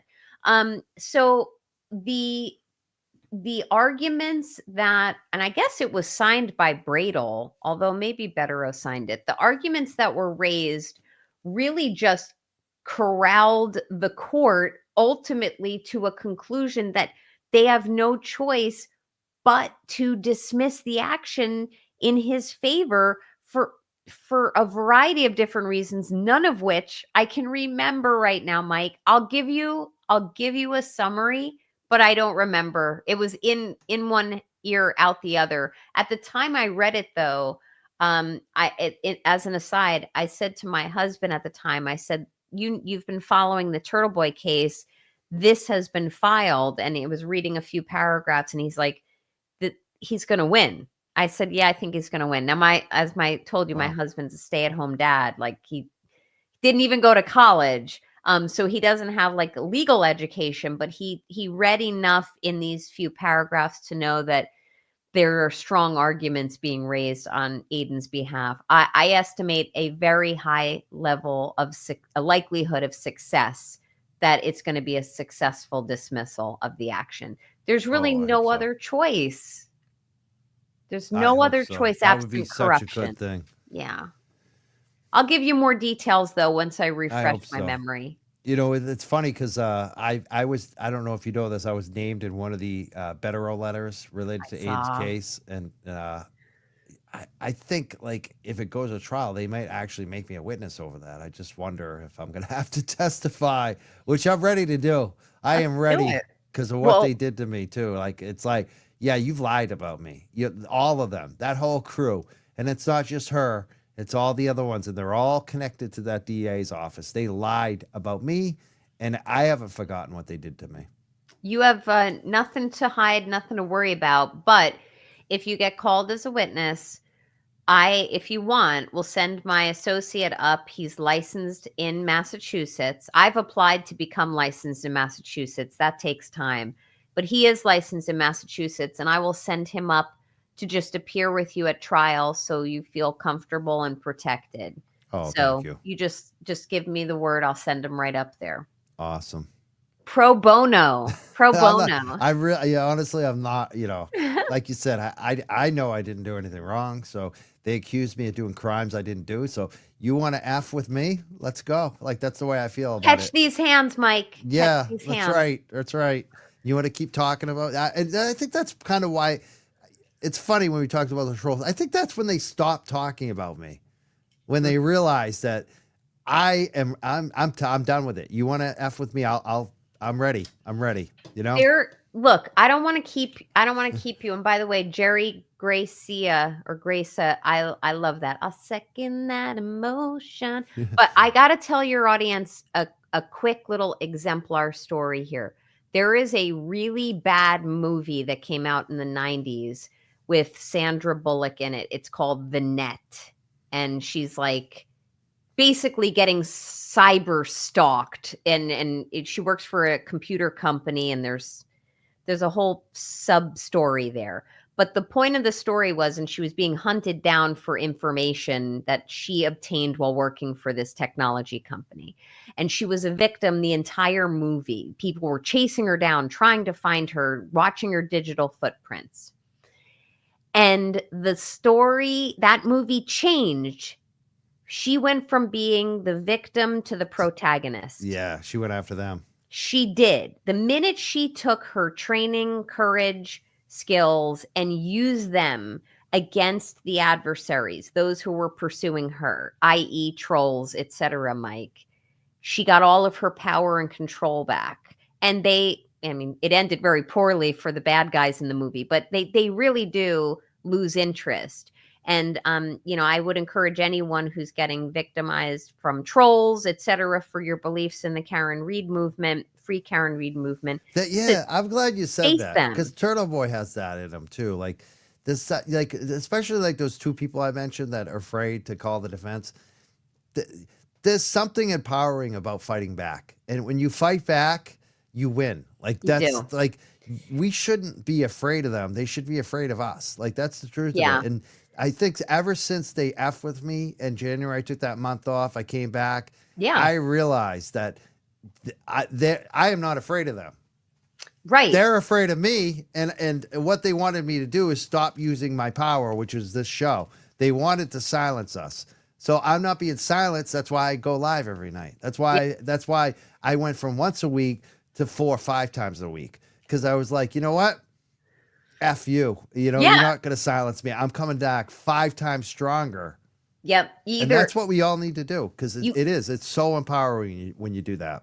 You either come back and fight them or face them or ignore them. I fully believe ignoring trolls. Works too. It does. But I think facing the opponent in a civil way, respectful way, or just showing them that they're not getting to you always works. I'm watching your chat and like some people are like, The Net is such a bad movie.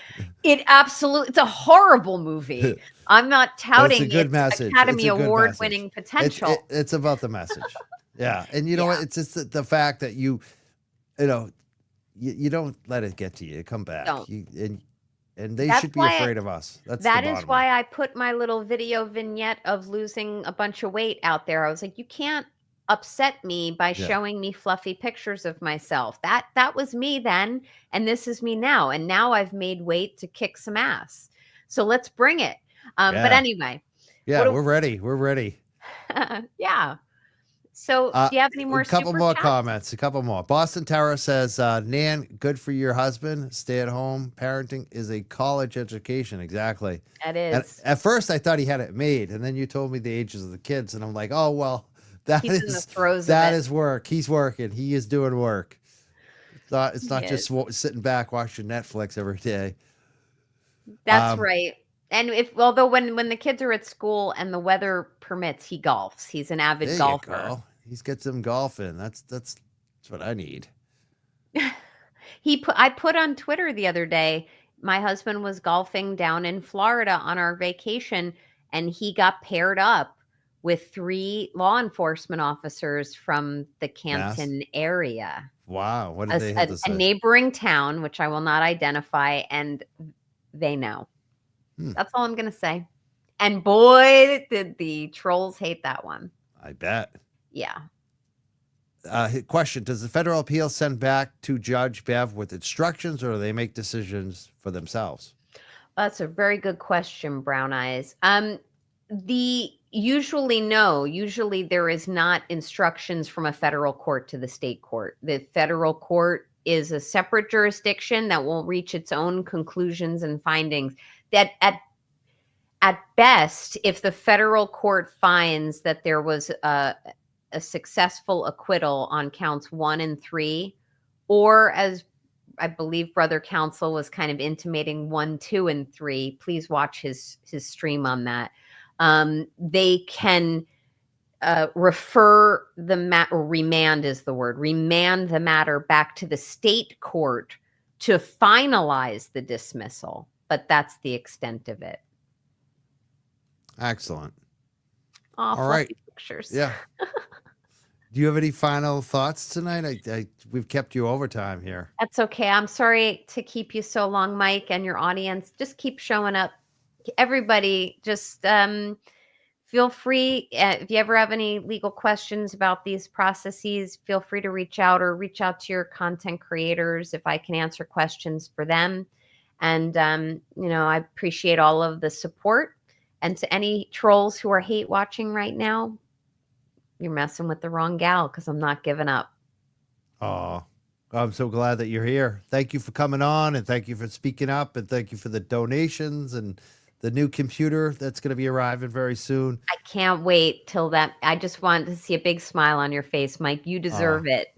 Thank you. You definitely gave me that smile. Thank you so much. My pleasure. Attorney Nan Gallagher, Lawfario on Twitter, X. So you also have a website. What's your website for your practice? Oh my God. I'm a healthcare lawyer it's called docadvocates.com.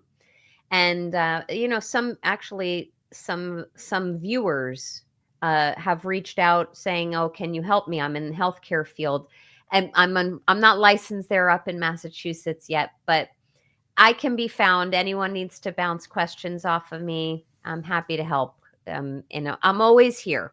But if you want like real time answers from me, your best place is to try to tag me on X, and Awesome. I'll chime in. Thank you And so much. thank you. I'm just checking real quick, make sure I'm not missing any questions here on.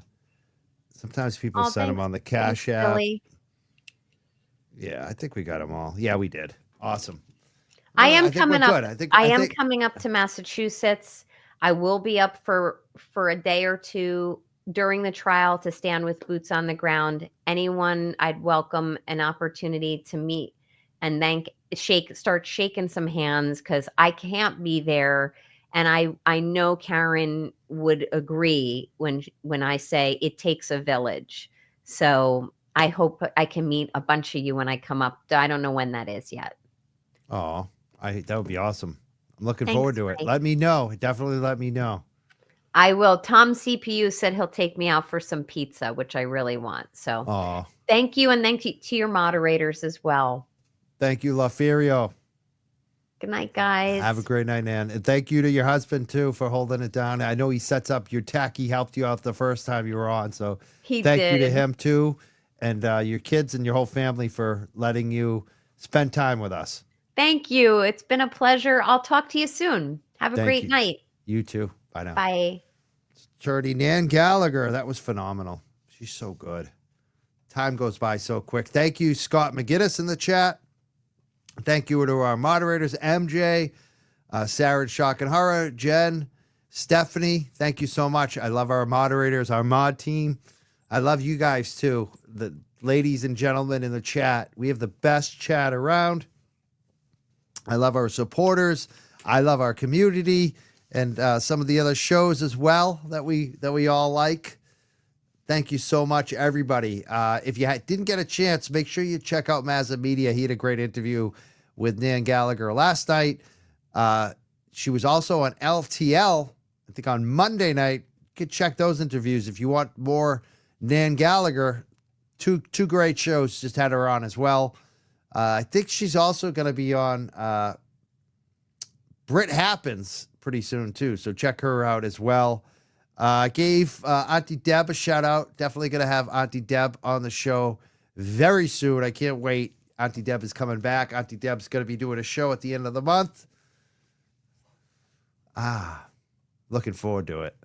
And I have to go walk some dogs. I want to thank, I did get looks like a donation on Venmo tonight. I want to thank Barbara. Barbara sent $20.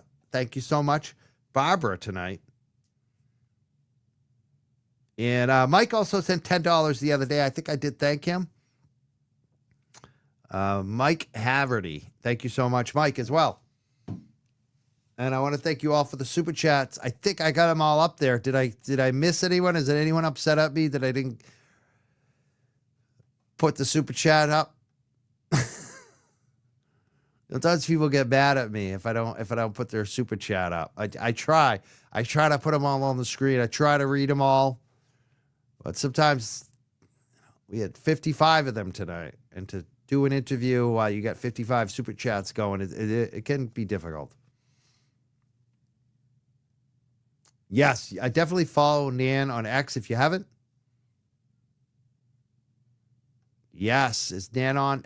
See, I'm not sure on the night with Britt because I know Britt was going to wait until the motion to dismiss has been filed and give Nan enough time to go over it. So it could be Friday, could be Saturday. I'm not sure. Just make sure you follow Britt Happens and you follow the notifications and she'll let you know when it happens. And I had a fun night the other night on Britt Happens. That was fun to do her show. I want to have her on here too. I like Britt Happens. She's great. And I'm just checking the chat. Yeah, Auntie Deb. I got to get Auntie Deb. Auntie Deb is coming back. I think it's February 27th. Let me look at that. I think it's a Tuesday. They either said Tuesday or Thursday. Let's see. Oh, it's a Thursday, February 27th. Auntie Deb's going to have a show that night. I'm looking forward to watching that. Yes, Brit Happens with the Young Jerks. We got to do that. And yeah, I'm going to dress warm, but I don't think it's going to be as cold. I don't know if I told you guys and ladies and gentlemen, but I've been walking dogs around the clock for some elderly folks, and it's morning, afternoon, and evening. So that's why I always have to get off by 9 p.m. I got to run over there, drive over there. And it's been some very cold and windy nights. I think today it finally got a little warmer. So I think the worst is pretty much behind us, hopefully. Sunday, it's going to be 40 degrees. I cannot wait. So again, thank you to Marts. Thank you to the chat. Thank you to the super chatters. Thank you, everybody. Especially thank you, Nan Gallagher. She's amazing.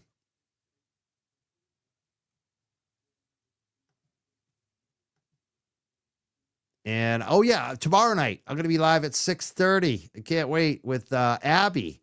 We're going to be talking about the data. She's Video Jesus. She's coming back because we're going to review all the data talk about the video. I'm looking forward to that. Tomorrow night, it's happening.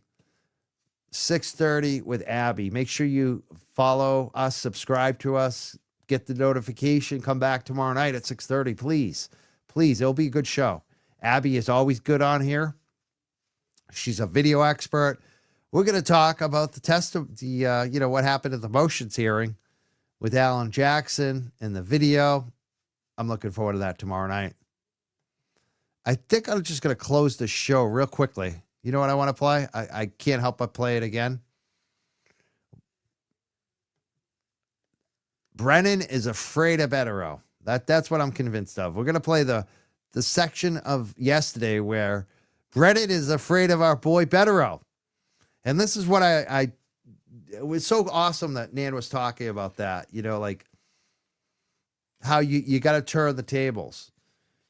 And at the beginning of 2024, the DA's office, the Mass State Police Tully, and Krusty Panties and Grant Smith Ellis, they all thought they had me done. They thought I was done. They thought they were going to roll me up. And I took a month off. I got some mental health counseling. I got an attorney. And I came back stronger. And then I found Betterow. And isn't that the perfect example? We didn't let them get to us. We came back 100 times stronger, and then we found Betterow. And now they're afraid of Betterow. That's what we need to do. That's what you need to do in life, too, is turn the tables when someone's doing shit to you. You got to turn the tables on them. That's exactly what we did to these clowns at Norfolk County District Attorney's Office. And now they got to worry about Betterow, who we brought on the show. We got him all up to date on this Karen Read stuff. And he's just been a force. So much so that Aiden Carney hired him to defend him. And now the Karen Read defense team wants to hire him. All right, let's bring this up. This is where we're going to close in. Brennan shitting himself saying, "Oh, I'm not against Betterow, but I am. I'm against Betterow." All right, Ms. Giannetti, the next one should be fairly quick and simple. The motion for Pro Hoc Vici. I asked you before when Mr. Alessi joined us, you have a rather vague, good cause exists to grant this motion because Mr. Betterow, is that how you pronounce his name? Yes. Betterow has specialized skill and knowledge in representing defendants in matters of this nature. I asked you last time what you mean by that. Right. I need another affidavit. As soon as I get another affidavit that has a little bit more in it, I'll likely allow the motion. Understood. And would the court require further oral argument, or do you anticipate potentially allowing it on the papers, Judge? I would probably allow it on the papers unless I know there's an opposition, but Okay, thank you. it's rare. All right, but I need a more detailed affidavit. Your Honor, may I have just a moment with counsel?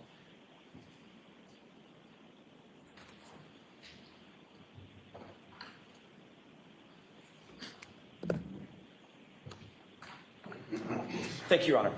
Okay? The next one's paper. May I be heard briefly? Yes. May I be heard briefly? Yes. Yes.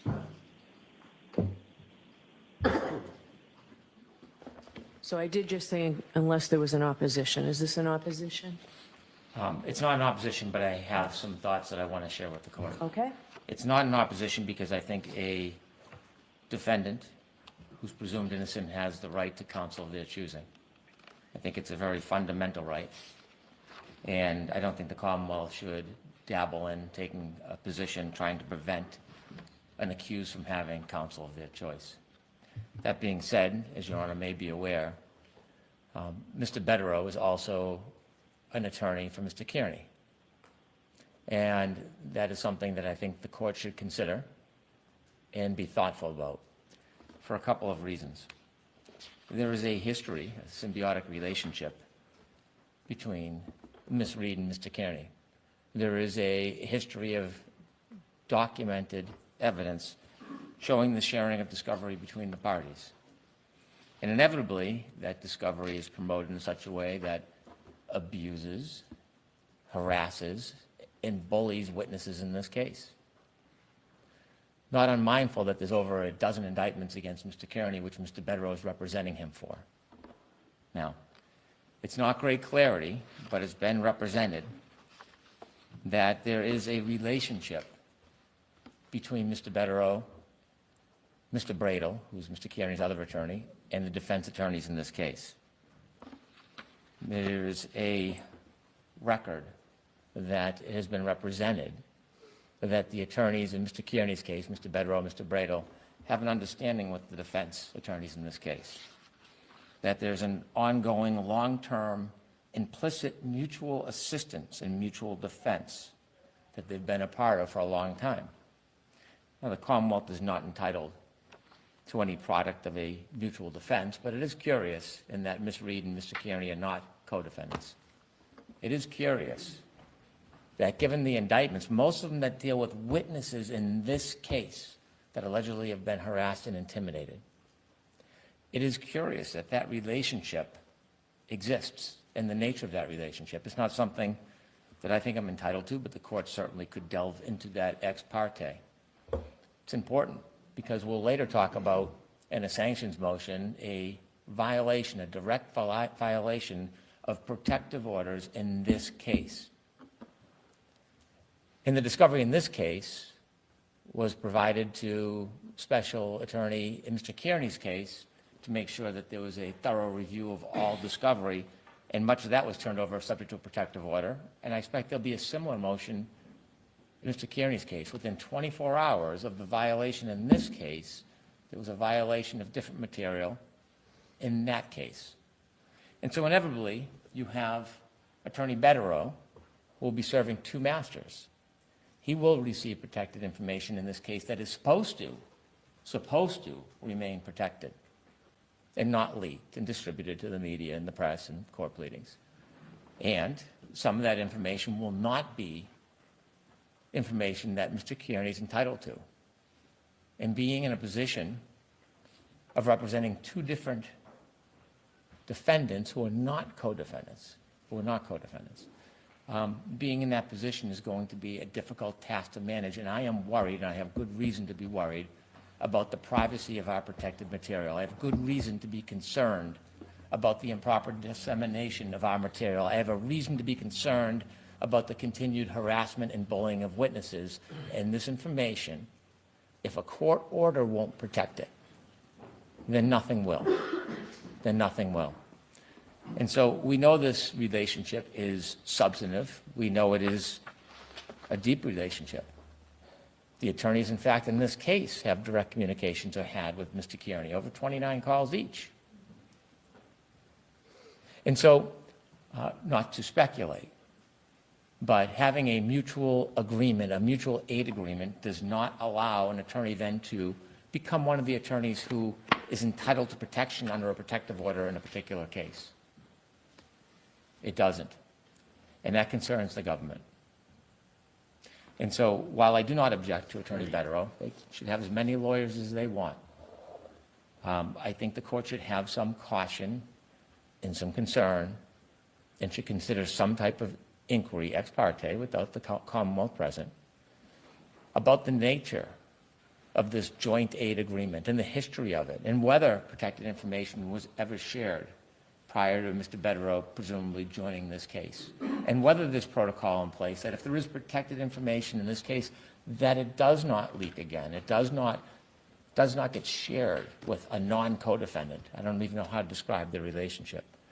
I'm asking the court to consider assuring itself of those safety measures because this trial is going to happen. And these witnesses should be able to walk into this courtroom without fear, without bullying, without abuse, and that has not happened. For many reasons, it has not happened. And this makes it a more complicated issue. The defendant is entitled to a fair trial, which means she's entitled to another attorney, so I don't object. But the Commonwealth is entitled to. The Commonwealth is entitled to a fair trial, and the witnesses are entitled to walk in this courtroom without being abused. Thank you. Okay. Ms. Giannetti, I have to consider everything that was just said, but I'll wait for your affidavit.